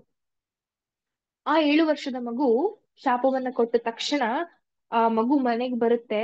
ಆಗ ನೋಡುತ್ತೆ, ಅವ್ರ ತಂದೆಯರನ್ನ ನೋಡುತ್ತೆ. ಆ ಒಂದು ಹಾವಿನ ಹಾರವನ್ನ ಹಾಕೊಂಡಿರುವಂತಹ ತಂದೆಯನ್ನ ನೋಡಿ ದುಃಖಪಟ್ಟು ಆ ಹಾವಿನ ಹಾರವನ್ನ ತೆಗೆದು ಅವ್ರ ಅಪ್ಪನ ಎಬ್ಸಿರ್ತಾನೆ. ಆಗ ತಂದೆ ದಯವಿಟ್ಟು ಎದ್ದೇಳಿ ಅಂತೆಲ್ಲ ಹೇಳಿದಾಗ ಆ ಒಂದು ತಂದೆ ಎದ್ದ ತಕ್ಷಣ ಆ ತಂದೆಗೆ ಹೇಳ್ತಾನೆ, ಆ ಶೃಂಗಿ ಏನ್ ಹೇಳ್ತಾನೆ ಅಂದ್ರೆ, ಅಪ್ಪ, ಈ ರೀತಿ ನಿಮ್ಗೆ ಈ ಒಂದು ಹಾವಿನ ಒಂದು ಹಾರವನ್ನ ಹಾಕಿರುವಂತಹ ವ್ಯಕ್ತಿಗೆ ನಾನು ಶಾಪ ಕೊಟ್ಟಿದ್ದೇನೆ. ಕೇವಲ 7 ದಿನಗಳಲ್ಲಿ ತಕ್ಷಕ ಸರ್ಪನಿಂದ ಕಚ್ಚಿಸಲ್ಪಟ್ಟು ಆ ವ್ಯಕ್ತಿ ಸಾಯಬೇಕು, ಅಂದ್ರೆ ಸಾವನ್ನಪ್ಪಬೇಕು ಅಂತ ಹೇಳಿ ನಾನು ಶಾಪ ಕೊಟ್ಟಿದ್ದೇನೆ. ತಕ್ಷಕ ಸರ್ಪ ಯಾರು ಅಂದ್ರೆ ಸರ್ಪ ಕುಲದಲ್ಲಿಯೇ ಅತಿ ಹೆಚ್ಚು ವಿಷವನ್ನ ಹೊಂದಿರುವಂತಹ ಒಂದು ಕುಲದಲ್ಲಿರುವಂತಹ ಸರ್ಪಕ್ಕೆ ತಕ್ಷಕ ಸರ್ಪ ಅಂತ ಹೇಳ್ತಾರೆ. ಯಾವುದೇ ಮೆಡಿಸಿನ್ ಇಲ್ವೇ ಇಲ್ಲ, ಆ ಹಾವು ಕಚ್ಚಿದ್ರೆ ಬದುಕುವಂತ ಚಾನ್ಸಸ್ ಇಲ್ಲ, ಝೀರೋ. ಹಾಗಾಗಿ ಆ ಒಂದು ಸರ್ಪವನ್ನ ಸೆಲೆಕ್ಟ್ ಮಾಡ್ಕೊಳ್ತಾನೆ ಶೃಂಗಿ. ಈ ಮಾತನ್ನ ಹೇಳಿದ ತಕ್ಷಣ ಆ ಶಮೀಕ ಮಹರ್ಷಿಗೆ ಎಷ್ಟು ದುಃಖ ಆಗುತ್ತೆ ಗೊತ್ತಾ? ಆಗ ಶಮೀಕ ಮಹರ್ಷಿಗಳು ಹೇಳ್ತಾರೆ, ಅಲ್ಲಪ್ಪ, ನೀನ್ ಎಂಥ ಒಂದು ತಪ್ಪನ್ನ ಮಾಡ್ಬಿಟ್ಟೆ, ಒಂದು ಸ್ವಲ್ಪನಾದ್ರೂ ಆಲೋಚನೆ ಮಾಡಿದ್ದೀಯಾ? ಆ ಒಂದು ಘಟನೆ ಆಗೋದಕ್ಕೆ ಕಾರಣ ಯಾರಿರ್ಬಹುದು, ಕಾರಣೀಕರ್ತರು ಯಾರಿರ್ಬಹುದು, ಅದು ಯಾತಕ್ಕಾಯ್ತು, ಅದ್ರ ಅಷ್ಟೇ ಅಲ್ಲದೆ ಆ ವ್ಯಕ್ತಿ ಯಾರು ಅಂತ ಏನಾದ್ರೂ ನೀನ್ ಆಲೋಚನೆ ಮಾಡಿದ್ಯಾ ಅಂತ ಹೇಳಿ ಪ್ರಶ್ನೆ ಮಾಡ್ತಾರೆ. ನೋಡಿ ಎಷ್ಟರ ಮಟ್ಟಿಗೆ ಈ ಜ್ಞಾನಿಗಳು ಸಮತತ್ವವನ್ನ ಹೇಳ್ಕೊಡ್ತಾರೆ ತಮ್ಮ ಮಕ್ಕಳಿಗೆ ಅಂತ ಹೇಳಿದ್ರೆ. ನಾರ್ಮಲ್ ಆಗಿ ಏನಾದ್ರು ಈಗಿನ ಒಂದು ಜನರೇಷನ್ ಅಲ್ಲಿ ಇದಾಗಿದ್ದಿದ್ರೆ ತಂದೆಗೆ ಈ ರೀತಿ ತಮ್ಮ ಮಗು ಈ ರೀತಿ ಮಾಡಿದಿದ್ರು ತಂದೆ ಏನ್ ಹೇಳ್ತಿದ್ರು, ಶಬಾಷ್, ನನ್ನ ಮರ್ಯಾದೆ ಉಳಿಸ್ದೆ ನೀನು ಅಂತ ಹೇಳ್ತಿದ್ರು. ಹೌದಲ್ವಾ? ಆಲೋಚನೆ ಮಾಡಿ, ನಮ್ಮ ಜನರೇಷನ್ ಅಲ್ಲಿ ಈ ರೀತಿ ಆಗಿದ್ದಿದ್ರೆ ತಂದೆಯ ಮರ್ಯಾದೆಯನ್ನ ಉಳಿಸಿರುವಂತಹ ಮಗ ನೀನು ಶ್ರೇಷ್ಠ ಪುತ್ರ ಆಗ್ತೀಯ ಕಂದ ನೀನು ಅಂತನಾದ್ರೂ ಹೇಳ್ತಾ ಇದ್ರು, ಹೌದಲ್ವಾ? ಯಾತಕ್ಕೆ ಅಂದ್ರೆ ಅವನ್ ತಂದೆಯ ಗೌರವವನ್ನ ಕಾಪಾಡಿದ್ದಾನೆ ಶಾಪವನ್ನ ಕೊಟ್ಟು. ಆದ್ರೆ ಇಲ್ಲಿ ಶಮೀಕ ಮಹರ್ಷಿಗಳ ಹಾಗೆ ಹೇಳ್ತಾ ಇಲ್ಲ. ಏನ್ ಹೇಳ್ತಾ ಇದ್ದಾರೆ? ನೀನ್ ದುಡುಕ್ ಬಿಟ್ಟೆ, ನೀನ್ ತಪ್ಪನ್ನ ಮಾಡಿದ್ದೀಯಾ, ಈ ತಪ್ಪನ್ನ ಮಾಡ್ಬಾರ್ದಾಗಿತ್ತು. ನಮ್ಮ ಮನೆಗೆ ಬಂದಿರುವಂತವ್ರು ಯಾರು? ಇಡೀ ಭೂಮಿಯನ್ನ ಧರ್ಮಯುತವಾಗಿ ಶ್ರೇಷ್ಠವಾಗಿ ನಡೆಸ್ಕೊಂಡು ಹೋಗ್ತಾ ಇರುವಂತಹ ರಾಜ. ನನ್ನದೇ ತಪ್ಪಿದೆ ಅಲ್ವಾ? ಅವ್ರು ಮನೆಗೆ ಬಂದಾಗ ನಾನು ಧ್ಯಾನಸ್ಥನ ಕುತ್ಕೊಂಡಿದ್ದೀನಿ, ಅವ್ರನ್ನ ನೋಡ್ಕೊಳ್ದೆ ಇರುವಂತದ್ದು ನನ್ನದೇ ತಪ್ಪು ಅಲ್ವಾ? ಆ ಮಾತನ್ನ ಹೇಳ್ತಾ ಇದ್ದಾರೆ. ಇಮ್ಯಾಜಿನ್ ಮಾಡ್ಕೊಳ್ಳಿ ಎಷ್ಟರ ಮಟ್ಟಿಗೆ ಸಮತತ್ವವನ್ನ ತಮ್ಮ ಮಕ್ಕಳಿಗೆ ಬೋಧನೆಯನ್ನ ಮಾಡ್ತಾ ಇದ್ರು ಈ ಋಷಿಮುನಿಗಳು ಅಂತ. ಆ ಒಂದು ಘಟನೆಯ ನಂತರ ಶಮೀಕ ಮಹರ್ಷಿಗಳು ಒಂದು ನಿರ್ಣಯವನ್ನ ತೆಗೆದುಕೊಳ್ತಾರೆ. ಏನದು ನಿರ್ಣಯ ಅಂತ ಹೇಳಿದ್ರೆ, ಈಗ ಶಾಪ ಕೊಟ್ಟಾಗಿದೆ, ಹೌದಲ್ವಾ? ಈ ಶಾಪವನ್ನ ಹಿಂದೆ ತೆಗೆದುಕೊಳ್ಳೋದಕ್ಕಾಗೋದಿಲ್ಲ. ಆದ್ರೆ ಅಟ್ಲೀಸ್ಟ್ ಆ ವ್ಯಕ್ತಿಗೆ ಈ ಮಾಹಿತಿಯನ್ನ ಕೊಡ್ಬೋದಲ್ಲ. ನಿನ್ನ ಜೀವನದಲ್ಲಿ ಕೇವಲ 7 ದಿನಗಳು ಮಾತ್ರ ಉಳಿದಿದೆ. ಈ 7 ದಿನಗಳನ್ನ ನೀನ್ ಯಾವ ರೀತಿ ಬಳಸ್ಕೊಳ್ತೀಯಾ? ನೋಡಿ, ಆಲೋಚನೆ ಮಾಡಿ. ನಮಗೇನಾದ್ರೂ ಈ ಸಿಚುವೇಶನ್ಸ್ ಬಂದ್ರೆ ನಾವು 7 ದಿನಗಳು ಏನ್ ಮಾಡಬಹುದು? ಹೌದಲ್ವಾ? ಒಂದ್ಸರಿ ಆಲೋಚನೆ ಮಾಡಿ. ಅದಕ್ಕೆ ಉತ್ತರವನ್ನ ಕೊಡಿ. ನಿಮಗ್ ನೀವೇ ಉತ್ತರವನ್ನ ಕೊಟ್ಕೊಳ್ಳಿ. ಆದ್ರೆ ಈ ಒಂದು ಘಟನೆಯಲ್ಲಿ ಏನಾಗುತ್ತೆ ಅಂತ ಹೇಳಿದ್ರೆ, ಶಮೀಕ ಮಹರ್ಷಿಗಳು ಒಬ್ಬ ವ್ಯಕ್ತಿಯನ್ನ ಕರೆದು ದೂತನನ್ನಾಗಿ ಆ ಒಂದು ಪರಿಶ್ರುತ ಮಹಾರಾಜರ ಹತ್ತಿರ ಹೋಗ್ಬಿಟ್ಟು ಹೇಳ್ತಾರೆ, ಏನು ಅಂದ್ರೆ ಈ ಮಾಹಿತಿಯನ್ನ ತಲುಪಿಸು ಅವ್ರಿಗೆ. ಯಾತಕ್ಕೆಂದ್ರೆ ಅವ್ರ ಹತ್ತಿರ ಕೇವಲ 7 ದಿನಗಳು ಮಾತ್ರ ಉಳಿದಿದೆ. ತಮ್ಮ ಜೀವನದ ಕೊನೆಯ 7 ದಿನಗಳನ್ನ ಅವ್ರು ಯಾವ ರೀತಿ ಬಳಸ್ಕೊಳ್ಳೋದಕ್ ಸಾಧ್ಯ ಆಗುತ್ತೆ ಅದು ಅವ್ರು ಬಳಸ್ಕೊಳ್ಳಿ ಅಂತ ಹೇಳಿ ಅವ್ರು ಇಮ್ಮಿಡಿಯೇಟ್ಲಿ ಒಬ್ಬ ವ್ಯಕ್ತಿಯನ್ನ ಕಳಿಸ್ಕೊಟ್ಬಿಡ್ತಾರೆ. ಆ ವ್ಯಕ್ತಿ ಹೋಗಿ ಪರಿಶುದ್ಧ ಮಹಾರಾಜರಿಗೆ ಮಾಹಿತಿಯನ್ನ ಕೊಟ್ಬಿಡ್ತಾರೆ. ಪರಿಶುದ್ಧ ಮಹಾರಾಜರೇ, ನೀವು ಮಾಡಿರುವಂತಹ ಈ ಘಟನೆಯಿಂದಾಗಿ ನಿಮಗೆ ಈ ಶಾಪ ದೊರಕಿದೆ. ನಿಮ್ಮ ಹತ್ತಿರ ಕೇವಲ 7 ದಿನಗಳು ಮಾತ್ರ ಉಳಿದಿದೆ ಅಂತ ಹೇಳಿದಾಗ, ಪರಿಶುದ್ಧ ಮಹಾರಾಜರೇನು ಅಲ್ಲಿ ಹೋಗಿ ಶಮೀಕ ಮಹರ್ಷಿ ಹತ್ರ ಹೋಗಿ ಕೈ ಕಾಲೆಲ್ಲ ಬಿದ್ದು, ನನ್ನ ಇದನ್ನ ಕಡಿಮೆ ಮಾಡ್ಬಿಡಿ, ನಾನು ಇನ್ನೊಂದು 10-15 ವರ್ಷ ಬದುಕ್ಬೇಕು, ನಾನು ಅಷ್ಟ ಆಸ್ತಿ ಮಾಡ್ಬೇಕು, ಇಷ್ಟ ಆಸ್ತಿ ಮಾಡ್ಬೇಕು, ನನ್ನ ಹೆಂಡತಿ ದೇವ್ರೇ ಅಂತ 2 ಮಕ್ಕಳಾಗಿದೆ, ಅವ್ರು ನೋಡ್ಕೋಬೇಕು, ನನ್ನ ಆಸ್ತಿ ಅಂತಸ್ತು ಅಷ್ಟಿದೆ, ನಾನು ಇದನ್ನೆಲ್ಲ ಮಾಡ್ಬೇಕು ಅಂತ ಏನಕ್ಕೂ ಆಲೋಚನೆ ಮಾಡಿಲ್ಲ ಆ ವ್ಯಕ್ತಿ. ಒಂದೇ ಒಂದು ಆಲೋಚನೆ ಮಾಡಿರುವಂತದ್ದು ಏನು ಅಂದ್ರೆ, ನನ್ನ ಹತ್ತಿರ ಇರುವಂತಹ ಈ ಕೊನೆಯ 7 ದಿನಗಳನ್ನ ನಾನು ಯಾವ ರೀತಿ ಬಳಸ್ಬೇಕು ಅಂತ ಹೇಳಿ ಆಲೋಚನೆ ಮಾಡಿ ಅವರು ಮಾಡಿರುವಂತಹ ಮೊದಲನೆಯ ಕೆಲಸ ಏನು ಅಂದ್ರೆ, ಅವರ ಮಗನಿಗೆ ತಮ್ಮ ರಾಜ್ಯಭಾರವನ್ನೆಲ್ಲದನ್ನ ಒಪ್ಪಿಸಿ ಆ ಮಗನಿಗೆ ರಾಜ್ಯ ಯಾವ ರೀತಿ ನಡೆಸ್ಬೇಕು, ಯಾವ ರೀತಿ ಧರ್ಮದಿಂದ ನೀನ್ ಇರ್ಬೇಕು ಅನ್ನೋದೆಲ್ಲದನ್ನ ಬೋಧನೆಯನ್ನ ಮಾಡಿ ಅವರು ತನ್ನ ಹೆಂಡತಿಯನ್ನ ತನ್ನ ಮಕ್ಕಳನ್ನ ಬಿಟ್ಟು ಕಾಡಿಗೆ ಹೋಗ್ತಾರೆ. ನೋಡಿ, ನಮ್ಮ ದೇಶದಲ್ಲಿ ಇದು ಸರ್ವೇ ಸಾಮಾನ್ಯ. ತ್ಯಾಗಿಗಳು ಕಾಡಿಗೆ ಹೋಗುವಂಥದ್ದು, ಜ್ಞಾನವನ್ನ ಪಡ್ಕೊಳ್ಳುವಂಥದ್ದು, ಆಧ್ಯಾತ್ಮಿಕತೆಯಲ್ಲಿ ಇರುವಂಥದ್ದು ನಮ್ಮ ಭಾರತದಲ್ಲಿ ನಾವಿದು ತುಂಬಾ ಕಡೆ ಕೇಳಿರ್ತೇವೆ. ಅದೇ ರೀತಿ ಈ ಪರಿಶುದ್ಧ ಮಹಾರಾಜರು ಸಹ ಸರ್ವಸ್ವವನ್ನೂ ತ್ಯಾಗ ಮಾಡಿ ಅವರು ಕಾಡಿಗೆ ಹೊರಡ್ತಾರೆ. ಯಾತಕ್ಕೆ ಅಂದ್ರೆ, ಕೊನೆಯ 7 ದಿನಗಳನ್ನ ನಾನು ಭಗವಂತನಿಗೆ ಅರ್ಪಿಸ್ಬೇಕು, ಆ ಭಗವಂತನ ಲೀಲೆಗಳನ್ನ ಕೇಳ್ಬೇಕು, ಆ ಭಗವಂತ ಏನೆಲ್ಲ ಮಾಡಿದ್ದಾನೆ ಅನ್ನೋದನ್ನ ನಾನು ತಿಳ್ಕೋಬೇಕು, ಈ ಮೂಲಕ ನಾನು ನನ್ನ ಕೊನೆಯ 7 ದಿನಗಳನ್ನ ನಾನು ಬಳಸ್ಬೇಕು ಅನ್ನುವಂತ ಒಂದೇ ಒಂದು ಉದ್ದೇಶದಿಂದ ಅವರು ಹೊರಡ್ತಾರೆ. ನೋಡಿ, ಇದೆಲ್ಲ ಶುರುವಾಗಿದ್ದು ಎಲ್ಲಿಂದ ಅಂತ ಹೇಳಿದ್ರೆ, ಅವರು ಕಾಡಿಗೆ ಹೊರಟಿರ್ಬೇಕಾದ್ರೆ ಅವರಿಗೆ ಆಗಿರುವಂತ ನೀರಿನ ದಾಹದಿಂದ. ಹೌದಲ್ವಾ? ಅವರಿಗೆ ನೀರಿನ ದಾಹ ಅವತ್ತು ಆಗಿಲ್ದೇ ಇದ್ದಿದ್ರೆ ನಮಗೆ ಇವತ್ತು ಈ ಭಾಗವತದ ಜ್ಞಾನ ಸಿಗ್ತಾ ಇರ್ಲಿಲ್ಲ. ಅಂತ ಒಂದು ಅದ್ಭುತವಾಗಿರುವಂತಹ ಗ್ರಂಥ ನಮಗೆ ದೊರಕ್ತಾ ಇರ್ಲಿಲ್ಲ.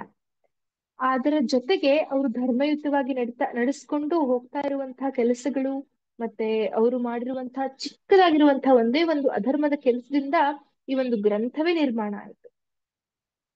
ಯಾವಾಗ ಪರಿಶುದ್ಧ ಮಹಾರಾಜರು ತಮ್ಮ ಸರ್ವಸ್ವವನ್ನ ತ್ಯಾಗ ಮಾಡಿ ಅವರು ಕಾಡಿಗೆ ಹೋಗ್ತಾರೋ, ಆಗ ಅವರಿಗೆ ಸಿಗುವಂತ ವ್ಯಕ್ತಿಯೇ ಯಾರು ಅಂತ ಹೇಳಿದ್ರೆ ಈ ಶುಕಮುನಿಗಳು ಅಂತ. ಈ ಶುಕಮುನಿಗಳು ಅವಧೂತರು ಅಂತ ಹೇಳ್ತಾರೆ. ಅವಧೂತ ಅಂತ ಹೇಳಿದ್ರೆ ಆಹ್ ಈಗಲೂ ಸಹ ನಾವು ಈ ಒಂದು ಹೆಸರನ್ನ ಕೇಳ್ತೇವೆ. ಆದ್ರೆ ಅನೇಕ ಕಡೆ ಆಧ್ಯಾತ್ಮದ ಹೆಸರನ್ನ ಹೇಳಿ ಈ ಅವಧೂತರು ಅಂತ ಹೇಳಿ ತುಂಬಾ ಜನರಿಗೆ ಮೋಸ ಮಾಡೋದೇ ಈಗ ನಡೀತಾ ಇರುವಂತದನ್ನ ನಾವು ನೋಡಿದ್ದೇವೆ. ಆದ್ರೆ ಮುಂಚೆ ಯಾವ ರೀತಿ ಇರ್ತಾ ಇದ್ರು ಅವಧೂತರು ಅಂತ ಹೇಳಿದ್ರೆ, ಅವರಿಗೆ ದೇಹದ ಮೇಲೆ ಯಾವುದೇ ರೀತಿಯ ವ್ಯಾಮೋಹವಾಗ್ಲಿ, ಯಾವುದೇ ವಸ್ತುಗಳ ಮೇಲೆ ಯಾವುದರ ಮೇಲೇನೂ ವ್ಯಾಮೋಹ ಇರೋದಿಲ್ಲ. ಅವರು ಬಟ್ಟೆಯನ್ನು ಸಹ ಧರಿಸೋದಿಲ್ಲ ಅವಧೂತರು. ಅದರ ಜೊತೆಗೆ ಯಾವಾಗಲೂ ಭಸ್ಮವನ್ನ ಹಚ್ಚಿಕೊಂಡು ಭಗವಂತನ ಧ್ಯಾನದಲ್ಲಿಯೇ ಮುಳುಗಿರ್ತಾರೆ. ಅದರ ಜೊತೆಗೆ ಆಧ್ಯಾತ್ಮಿಕ ಶಕ್ತಿಯನ್ನ ತಮ್ಮಲ್ಲಿ ತುಂಬಿಕೊಂಡು ಎಲ್ಲರಿಗೂ ಅದನ್ನ ಪಸರಿಸ್ತಾ ಇರ್ತಾರೆ ಅಂತ ಹೇಳಿ ಭಾಗವತದಲ್ಲಿ ವಿವರಣೆ ಕೊಡ್ತಾರೆ. ಈ ಶುಕಮುನಿಗಳು ಯಾವ ರೀತಿ ಬರ್ತಾ ಇದ್ರು, ಅವರ ಒಂದು ಗಂಭೀರವಾಗಿರುವಂತಹ ನಡೆ ಯಾವ ರೀತಿ ಇತ್ತು, ಅವರ ಮೈಕಟ್ಟು ಯಾವ ರೀತಿ ಇತ್ತು ಅನ್ನೋದೆಲ್ಲದನ್ನ ವರ್ಣಿಸ್ತಾ ಹೋಗ್ತಾರೆ ಭಾಗವತದಲ್ಲಿ. ಈ ರೀತಿ ಶುಕಮುನಿಗಳನ್ನ ಬಂದ ತಕ್ಷಣ ಅವತ್ತು ಪರಶುತ ಮಹಾರಾಜರು ಮತ್ತೆ ಶುಕಮುನಿಗಳು ಭೇಟಿ ಆಗ್ತಾರೆ. ಅವರು ಭೇಟಿಯಾದಾಗ ಪರಶುತ ಮಹಾರಾಜರಿಗೆ ಗೊತ್ತಾಗತ್ತೆ ಇವರು ಅವಧೂತರು, ಇವರೇ ನನ್ನ ಕೊನೆಯ 7 ದಿನಗಳು ನಾನು ಇವರೊಂದಿಗೆ ಕಳಿಬೇಕು, ನನ್ನ ಕೊನೆಯ 7 ದಿನಗಳಲ್ಲಿ ನಾನು ಭಗವಂತನ ಜ್ಞಾನವನ್ನ, ಭಗವತ್ ಸಾಕ್ಷಾತ್ಕಾರವನ್ನ ಇವರಿಂದ ಪಡಿಬೇಕು ಅನ್ನುವಂತಹ ಮನಸ್ಸು ಈ ಒಂದು ಪರಶುತ ಮಹಾರಾಜನಿಗೆ ಆಗತ್ತೆ. ಅದೇ ರೀತಿ ಅವರು ಹೋಗಿ ಶುಕಮುನಿಗಳ ಹತ್ತಿರ ಹೇಳ್ತಾರೆ, ಈ ರೀತಿ ನನಗೆ ಒಂದು ಶಾಪ ತಟ್ಟಿದೆ, 7 ದಿನಗಳಲ್ಲಿ ನನ್ನ ಜೀವನದ ಕೊನೆಯ 7 ದಿನಗಳು ಮಾತ್ರ ಉಳಿದಿದೆ, ನನಗೆ ಭಗವಂತನ ಭಕ್ತಿ ಜ್ಞಾನವನ್ನ ಕೊಡಿ, ನಾನು ಭಗವಂತನ ಬಗ್ಗೆ ತಿಳಿಬೇಕು ಅಂತ ಹೇಳಿದಾಗ ಅವರು ಒಂದು ಕೋಣೆಯಲ್ಲಿ ಹೋಗ್ಬಿಟ್ಟು ಕುತ್ಕೊಂಡು ಅಲ್ಲಿ ಭಾಗವತವನ್ನ ಹೇಳೋದಕ್ಕೆ ಶುರು ಮಾಡ್ತಾರೆ ಶುಕಮುನಿಗಳು. ಒಂದು ಒಂದು ಪ್ರಶ್ನೆಗಳ ಮೇಲೆ ಪ್ರಶ್ನೆಗಳನ್ನ ಕೇಳ್ತಾ ಕೇಳ್ತಾ ಕೇಳ್ತಾ ಹೋಗ್ತಾರೆ ಪರಶುತ ಮಹಾರಾಜರು. ಅದಕ್ಕೆ ಉತ್ತರವಾಗಿ ಈ ನಮ್ಮ ಶುಕಮುನಿಗಳು ಉತ್ತರವಾಗಿ ಕೊಡ್ತಾ ಹೋಗ್ತಾರೆ. ಅದನ್ನ 18 ಅಧ್ಯಾಯಗಳಲ್ಲಿ ಬರಿತಾ ಹೋಗ್ತಾರೆ. ಅಂದ್ರೆ ಸ್ಕಂದ ಅಂತ ಬರೀತಾರೆ. ಈ ಭಾಗವತದಲ್ಲಿ ಸ್ಕಂದ ಅಂತ ಬರುತ್ತೆ, ಅಂದ್ರೆ ಚಾಪ್ಟರ್ ನೇಮ್ ಸ್ಕಂದ ಅಂತ. ಪ್ರಥಮ ಸ್ಕಂದ, ದ್ವಿತೀಯ ಸ್ಕಂದ ಮತ್ತು ತೃತೀಯ ಸ್ಕಂದ ಅಂತ ಬರುತ್ತೆ. ಅದೇ ರೀತಿ ಶ್ರೀ ಕೃಷ್ಣ ಪರಮಾತ್ಮನಿಗೆ ಸೇರ್ಪಡೆಯಾಗಿರುವಂತಹ ಸ್ಕಂದ ಯಾವುದು ಅಂದ್ರೆ ದಶಮ ಸ್ಕಂದ ಅಂತ. ಅಂದ್ರೆ 10ನೇ ಅಧ್ಯಾಯದಲ್ಲಿ ಶ್ರೀ ಕೃಷ್ಣ ಪರಮಾತ್ಮನ ಲೀಲೆಗಳನ್ನ ಆ ಒಂದು ಅಧ್ಯಾಯದಲ್ಲಿ ಹೇಳ್ತಾ ಹೋಗ್ತಾರೆ ಅಂತ. ಈಗ ನಾವು ಡೈರೆಕ್ಟ್ ಆಗಿ 10ನೇ ಸ್ಕಂದಕ್ಕೆ ಬಂದ್ಬಿಡೋಣ, ಅಂದ್ರೆ ದಶಮ ಸ್ಕಂದಕ್ಕೆ ಬಂದ್ಬಿಡೋಣ. ಯಾತಕ್ಕೆ ಅಂತ ಹೇಳಿದ್ರೆ ನಮ್ಮ ಈ ಕಾರ್ಯಕ್ರಮದ ಉದ್ದೇಶ ಏನು ಅಂದ್ರೆ ಶ್ರೀ ಕೃಷ್ಣ ಬಾಲಲೀಲಾ ಪ್ರಸಂಗ ಅಂತ. ಅಂದ್ರೆ ಕೃಷ್ಣನ ಲೀಲೆಗಳು ಯಾವ ರೀತಿ ಇತ್ತು, ಕೃಷ್ಣ ಬಾಲ್ಯದಲ್ಲಿ ಏನೆಲ್ಲ ಮಾಡ್ತಾ ಇದ್ದ ಅನ್ನೋದನ್ನ ನಾವು ಭಾಗವತದಲ್ಲಿ ಬಂದಿರುವಂತಹ ಕಥೆಗಳ ಮೂಲಕ ತಿಳ್ಕೊಳ್ತಾ ಹೋಗೋಣ. ನಮ್ಮೆಲ್ರಿಗೂ ಗೊತ್ತಿರೋ ಹಾಗೆ ಶ್ರೀ ಕೃಷ್ಣ ಪರಮಾತ್ಮ ದೇವಕಿ ಮತ್ತು ವಸುದೇವರ ಅಷ್ಟಮಿ ಪುತ್ರ, ಅಂದ್ರೆ 8ನೇ ಮಗ, ಹೌದಲ್ವಾ, ಅಷ್ಟಮಿ ಪುತ್ರ. ಆದ್ರೆ ಶ್ರೀ ಕೃಷ್ಣ ಪರಮಾತ್ಮ ಅಷ್ಟಮಿ ಪುತ್ರನಾಗಿ ಬರೋದಕ್ಕೂ ಮುಂಚೆ ದೇವಕಿ ಮತ್ತು ವಸುದೇವರಿಗೆ ಒಂದು ಶಾಪ ಆಗುತ್ತೆ. ಶಾಪ ಏನು ಅಂತಂದ ಹೇಳಿದ್ರೆ ಅವರಿಗೆ ವರವಾಗಿಯೇ ಇರುತ್ತೆ, ಆದ್ರೆ ದೇವಕಿಯ ಅಣ್ಣ ಅದನ್ನ ಶಾಪವಾಗಿಸಿ ಬಿಡ್ತಾನೆ. ಯಾರಿಗೆ? ದೇವಕಿಗೆ. ಏನಾಗುತ್ತೆ ಅಂತ ಹೇಳಿದ್ರೆ ಭಾಗವತದಲ್ಲಿ ಬರುತ್ತೆ, ದೇವಕಿಯ ಮದುವೆಯ ನಂತರ ಯಾವ ರೀತಿ ಮೆರವಣಿಗೆ ಹೋಗುತ್ತೆ ಅನ್ನೋದನ್ನ ಬರೀತಾರೆ. ತುಂಬಾ ಸುಂದರವಾಗಿ ಬರೀತಾರೆ. ಅದು ಖಂಡಿತವಾಗಿ ಓದ್ಬೇಕು ನೀವು. ಆ ದೇವಕಿಯ ಅಣ್ಣ ಯಾರು? ದೇವಕಿಯ ಅಣ್ಣ ಯಾರು? ಕಂಸ ಅಲ್ವಾ. ಕಂಸ ಏನ್ ಮಾಡಿರ್ತಾನೆ ಅಂದ್ರೆ ತಂಗಿಯ ಮೇಲಿನ ಪ್ರೀತಿಗೆ ಎಷ್ಟು 60,000ಕ್ಕೂ ಹೆಚ್ಚು ದಾಸಿಯರನ್ನ ಕೊಟ್ಟಿರ್ತಾನಂತೆ. ಈಗ ನಮ್ಮ ಜನರೇಷನ್ ಅಲ್ಲಿ ಒಬ್ರು ಇಬ್ರು ಮೇಡ್ಸ್ ನ ಮೇಲೆ ಇಟ್ಕೊಳ್ಳೋದೇ ಕಷ್ಟ. ದಾಸಿಯರು ಅಂದ್ರೆ ಹೆಲ್ಪಿಂಗ್ ಮೇಡ್ಸ್ ಅಲ್ವಾ. ಸೊ 60,000ಕ್ಕೂ ಹೆಚ್ಚು ದಾಸಿಯರನ್ನ ಗಿಫ್ಟ್ ಆಗಿ ಕೊಟ್ಟಿರ್ತಾನಂತೆ ಕಂಸ. ಅಷ್ಟೇ ಅಲ್ಲದೆ ಬಂಗಾರದ ರಥಗಳು, ಬೀದಿಯ ತುಂಬೆಲ್ಲ ಬಂಗಾರದ ರಥಗಳು ಹೋಗ್ತಾ ಇರುತ್ತೆ. ಅದೆಲ್ಲ ಸಂಪೂರ್ಣವಾಗಿ ಅಲಂಕೃತಗೊಂಡಿರುವಂತಹ ಗೋವುಗಳು, ಅಷ್ಟೇ ಅಲ್ಲದೆ ಎಷ್ಟೋ ಸಾವಿರ ಕುದುರೆಗಳು, ಆನೆಗಳು, ಸಾಮ್ರಾಜ್ಯಗಳನ್ನೇ ಕೊಟ್ಟಿರ್ತಾನಂತೆ ಕಂಸ. ಇಷ್ಟೇ ಅಲ್ಲದೆ ದೇವಕಿ ಮತ್ತು ವಸುದೇವರ ಮದುವೆ ಆಗಿರುತ್ತೆ ಅಲ್ವಾ, ಅವರಿಬ್ಬರು ಕುತ್ಕೊಂಡಿರುವಂತಹ ಒಂದು ರಥವನ್ನ ತಾನೇ ಖುದ್ದಾಗಿ, ಮಹಾರಾಜ ಆಗಿದ್ದರೂ ಸಹ ಕಂಸ ತಾನೇ ಖುದ್ದಾಗಿ ಆ ಒಂದು ರಥವನ್ನ ಓಡಿಸೋದಕ್ಕೆ ಸಾರಥಿ ಆಗಿರ್ತಾನಂತೆ. ನೋಡಿ ಎಷ್ಟು ಸುಂದರವಾಗಿದೆ. ನಾವು ನೋಡ್ತೀವಿ ದೇವಕಿಯ ಮಕ್ಕಳನ್ನೆಲ್ಲ ಒಂದು ಸ್ವಲ್ಪವೂ ಏನು ಅನುಕಂಪ ಇಲ್ಲದೆ ಕೊಂದು ಹಾಕ್ಬಿಡ್ತಾನೆ ಕಂಸ, ಹೌದಲ್ವಾ. ಆದ್ರೆ ಮೊದಲನೇದಾಗಿ ಏನಾಗಿರುತ್ತೆ ಅಂದ್ರೆ ಕಂಸ ತುಂಬಾನೇ ಒಳ್ಳೆಯ ವ್ಯಕ್ತಿ ಆಗಿರ್ತಾನೆ, ತನ್ನ ತಂಗಿಯನ್ನ ಇಷ್ಟರ ಮಟ್ಟಿಗೆ ಸುಂದರವಾಗಿ ನೋಡ್ಕೊಳ್ತಾ ಇರ್ತಾನೆ. ಆದ್ರೆ ಅದೇ ದಿನ, ಅದೇ ಮೆರವಣಿಗೆಯ ದಿನವೇ ಏನಾಗುತ್ತೆ ಅಂತ ಹೇಳಿದ್ರೆ ಒಂದು ಆಕಾಶವಾಣಿ ಕೇಳಿಸುತ್ತೆ. ಆಕಾಶದಲ್ಲಿ ಪ್ರತಿಧ್ವನಿ ಕೇಳಿಸುತ್ತೆ. ಏನದು ಅಂತ ಹೇಳಿದ್ರೆ, ಕಂಸ ನೀನೆಂತಹ ಮೂರ್ಖ, ಈ ಒಂದು ದೇವಕಿಯ ಗರ್ಭದ ಮೂಲಕ ಬರ್ತಾ ಇರುವಂತಹ ಅಷ್ಟಮಿ ಪುತ್ರ ನಿನ್ನ ಜೀವಕ್ಕೆ ಕುಂದನ್ನ ತರ್ತಾ ಇದ್ದಾನೆ. ಅಂದ್ರೆ ನಿನ್ನ ಜೀವ ಕೊನೆ ಆಗೋದಕ್ಕೆ ದೇವಕಿಯ ಅಷ್ಟಮಿ ಪುತ್ರ ಕಾರಣ ಆಗ್ತಾನೆ. ನೀನ್ ಇದನ್ನೆಲ್ಲ ಮಾಡ್ತಾ ಇದೀಯಲ್ಲ ಅಂತ ಹೇಳ್ಬಿಟ್ಟು ಆಕಾಶದಲ್ಲಿ ಕೇಳಿಸಿದ ತಕ್ಷಣ ಏನ್ ಮಾಡ್ಬಿಡ್ತಾನೆ ಕಂಸ ಅಂದ್ರೆ, ದೇವಕಿ ಇದ್ರೇನೆ ತಾನೇ ಅವಳಿಗೆ ಅಷ್ಟಮಿ ಪುತ್ರ ಹುಟ್ಟೋ ಅಂತದ್ದು. ದೇವಕಿನೇ ಇಲ್ಲ ಅಂತಂದ್ ಹೇಳಿದ್ರೆ ನೋಡಿ, ಜೀವ ಭಯ ಅನ್ನುವಂಥದ್ದು ಎಷ್ಟರ ಮಟ್ಟಿಗೆ ಮನುಷ್ಯನನ್ನ ಕಾಡುತ್ತೆ ಅಂತ ಹೇಳಿದ್ರೆ, ನೀವು ಹಾಸ್ಪಿಟಲ್ಸ್ಗೆಲ್ಲ ಹೋಗಿರ್ಬೇಕಾದ್ರೆ ನೋಡಿರ್ತೀರಾ ಯಾವ ರೀತಿ ಇರುತ್ತೆ, ಜನ ಯಾವ ರೀತಿ ಪರದಾಡ್ತಾ ಇರ್ತಾರೆ, ಒಂದೊಂದು ಆ ದೇಹದ ನ್ಯೂನತೆಗಳಿಗೂ ಯಾವ ರೀತಿ ಪರದಾಡ್ತಾ ಇರ್ತಾರೆ ಅನ್ನೋದನ್ನ ನೀವು ನೋಡಿರ್ತೀರಾ. ಯಾತಕ್ಕೆ ಅಂದ್ರೆ ನಾನ್ ಬದುಕ್ಬೇಕು ಅನ್ನುವಂತಹ ಆಸೆ ಪ್ರತಿಯೊಬ್ಬರಿಗೂ. ಈ ಕಂಸನಿಗೂ ಸಹ ನಾನ್ ಬದುಕ್ಬೇಕು, ನಾನ್ ಮಹಾರಾಜ, ನನ್ನ ಹತ್ರ ಇಷ್ಟೆಲ್ಲ ಆಸ್ತಿ ಅಂತಸ್ತು ಸಂಪತ್ತು ಸಾಮ್ರಾಜ್ಯಗಳೆಲ್ಲ ಇದೆ, ನಾನ್ ಸತ್ತೋಗ್ಬಿಟ್ರೆ ಇಲ್ಲ, ನಾನ್ ಸಾಯೋದಿಲ್ಲ, ನಾನ್ ಬದುಕ್ಲೇಬೇಕು. ಅದು ಹೇಗೆ ಈ ದೇವಕಿಯ ಒಂದು ಅಷ್ಟಮಿ ಪುತ್ರ ಬರೋದಕ್ ಸಾಧ್ಯ, ದೇವಕಿಯನ್ನೇ ಕೊಂದ್ ಹಾಕ್ಬಿಡ್ತೀನಿ ನಾನು ಅಂತ ಹೇಳ್ಬಿಟ್ಟು ರಥದಿಂದ ಇಮ್ಮಿಡಿಯೇಟ್ಲಿ ಇಳಿದ ತಕ್ಷಣ ತನ್ನ ಕತ್ತಿಯನ್ನ ತೆಗೆದು ದೇವಕಿ ಮೇಲೆ ಇಟ್ಬಿಡ್ತಾನೆ. ಇಷ್ಟರ ಮಟ್ಟಿಗೆ ಪ್ರೀತಿ ಎಲ್ಲದು ಹೋಗಿ ಅವಳನ್ನ ಸಾಯಿಸುವ ಹಂತಕ್ಕೆ ಬರುತ್ತೆ. ನೀವು ಆಲೋಚನೆ ಮಾಡಬಹುದು ಜೀವ ಭಯ ಅನ್ನುವಂಥದ್ದು ಎಲ್ಲಿ ಕರ್ಕೊಂಡು ಹೋಗುತ್ತೆ ಅಂತ. ಆಗ ಪಕ್ಕದಲ್ಲಿ ಕುಳಿತಿರುವಂತಹ ವಸುದೇವ, ಇಲ್ಲಿ ವಸುದೇವ ಯಾತಕ್ಕೆ ನಾವು ನೋಡ್ಬೇಕು, ವಸುದೇವನನ್ನ ಕ್ಯಾರೆಕ್ಟರ್ ಎಷ್ಟರ ಮಟ್ಟಿಗೆ ಪ್ರಬುದ್ಧತೆಯನ್ನ ತುಂಬಿದ್ದಾರೆ ಈ ಒಂದು ಕ್ಯಾರೆಕ್ಟರ್ ಅಲ್ಲಿ ಅಂತ ಹೇಳಿದ್ರೆ, ವಸುದೇವ ಸಮತತ್ವಕ್ಕೆನೆ ಅಧಿಪತಿ ಅನ್ನೋ ರೀತಿ ನಾವು ನೋಡಬಹುದು ಈ ಒಂದು ಭಾಗವತದಲ್ಲಿ. ಇಷ್ಟೆಲ್ಲ ನಡೀತಾ ಇದ್ರು, ಪ್ರತಿಯೊಂದು ಕಣ್ಣೆದುರಿಗೆ ನಡೀತಾ ಇದ್ರು, ವಸುದೇವ ಒಂದಷ್ಟು ಕೂಡ ವಿಚಲಿತ ಆಗದೆ ಕಂಸನನ್ನ ಯಾವ ರೀತಿ ನಾನು ಹಿಡ್ಕೋಬಹುದು, ಈ ಘಟನೆ ಆಗದೆ ಇರೋ ರೀತಿ ನಾನು ಯಾವ ರೀತಿ ತಡಿಬಹುದು ಅಂತ ಆಲೋಚನೆ ಮಾಡ್ತಾನೆ. ನಾವು ನಾರ್ಮಲಿ ಏನ್ ಮಾಡ್ತೀವಿ, ಅದಕ್ ಕಾರಣೀಕರ್ತರು ಯಾರು, ಇದು ನಿನ್ನಿಂದಾನೇ ಆಗಿದ್ದು, ನೀನೇ ಮಾಡಿದ್ದು, ಹಾಗೆ ಹೀಗೆ ಅಂತ ಜಗಳ ಮಾಡೋದಕ್ ನಿಂತ್ಕೊಂಡ್ಬಿಡ್ತೀವಿ. ಆದ್ರೆ ಅದನ್ನ ಯಾವ ರೀತಿ ಸಾಲ್ವ್ ಮಾಡ್ಬೋದು ಅಂತ ಆಲೋಚನೆ ಮಾಡೋದಿಲ್ಲ, ಹೌದಲ್ವಾ? ನಮಗೆ ಈ ಪುರಾಣಗಳು ಹೇಳ್ಕೊಡೋದೇ ಅದು. ಏನು ಅಂದ್ರೆ, ನೀವು ಸುಮ್ನೆ ಜಗಳ ಮಾಡಿ ಕಷ್ಟ ನೀವು ತಗೊಂಡು ಇನ್ನೊಬ್ರಿಗೆ ಕೊಟ್ಟು ಏನಕ್ಕೂ ಲಾಭ ಇಲ್ಲ. ಆದ್ರೆ ಸಮತತ್ವದಲ್ಲಿರುವಂತಹ ಒಂದು ಶ್ರೇಷ್ಠತೆ ಬೇರೊಂದಲ್ಲಿ ಇಲ್ಲ ಅಂತಾನೆ ನಮಗೆ ಪುರಾಣಗಳು ಹೇಳುವಂಥದ್ದು. ವಸುದೇವ ಏನ್ ಮಾಡ್ತಾನೆ ಗೊತ್ತಾ? ವಸುದೇವ ಈ ಒಂದು ಕಂಸನಿಗೆ ಒಂದು ಕಿವಿ ಮಾತನ್ನ ಹೇಳ್ತಾನೆ. ಏನದು ಕಿವಿ ಮಾತು ಅಂದ್ರೆ, ಏನಿದು, ಇಂತಹ ಧೀರ ನೀನು, ಒಬ್ಬ ಧೀರನಾಗಿರುವಂತಹ ವ್ಯಕ್ತಿ ಸ್ತ್ರೀಯನ್ನ ಕೊಲ್ಬಾರ್ದು. ಸ್ತ್ರೀ ಹತ್ಯ, ಗೋ ಹತ್ಯ ಮಹಾಪಾಪ, ಹೌದಲ್ವಾ? ನಿನಗೇನ್ ಬೇಕು? ಅಷ್ಟಮಿ ಪುತ್ರ ತಾನೆ, ಅವಳಿಗೆ ಹುಟ್ಟುವಂತ ಹೆಂಡನೇ ಮಗು ತಾನೆ ನಿನಗೆ ಕೊಲ್ಲೋ ಅಂತದ್ದು. ನಾನು ನಿನಗೆ ವಚನವನ್ನ ಕೊಡ್ತೇನೆ. ಏನಂತ ವಚನ ಕೊಡ್ತೇನೆ? ನನಗೆ ಜನಿಸುವಂತಹ ಎಲ್ಲಾ ಮಕ್ಕಳನ್ನ ತೆಗೆದುಕೊಂಡು ಬಿಟ್ಟು ಬಂದು ನಿನ್ನ ಕೈಯಲ್ಲೇ ಕೊಡ್ತೇನೆ, ನಿನಗೆ ಏನ್ ಮಾಡ್ಬೇಕು ಅನ್ಸುತ್ತ ನೀನ್ ಮಾಡ್ಬಹುದು ಅಂತ ಹೇಳಿ ವಸುದೇವ ಹೇಳ್ತಾನೆ. ನೋಡಿ, ಇದೆಷ್ಟರ ಮಟ್ಟಿಗೆ ಯಾವ್ದಾದ್ರು ತಂದೆ ಇದನ್ ಮಾಡೋಕ್ ಸಾಧ್ಯನಾ?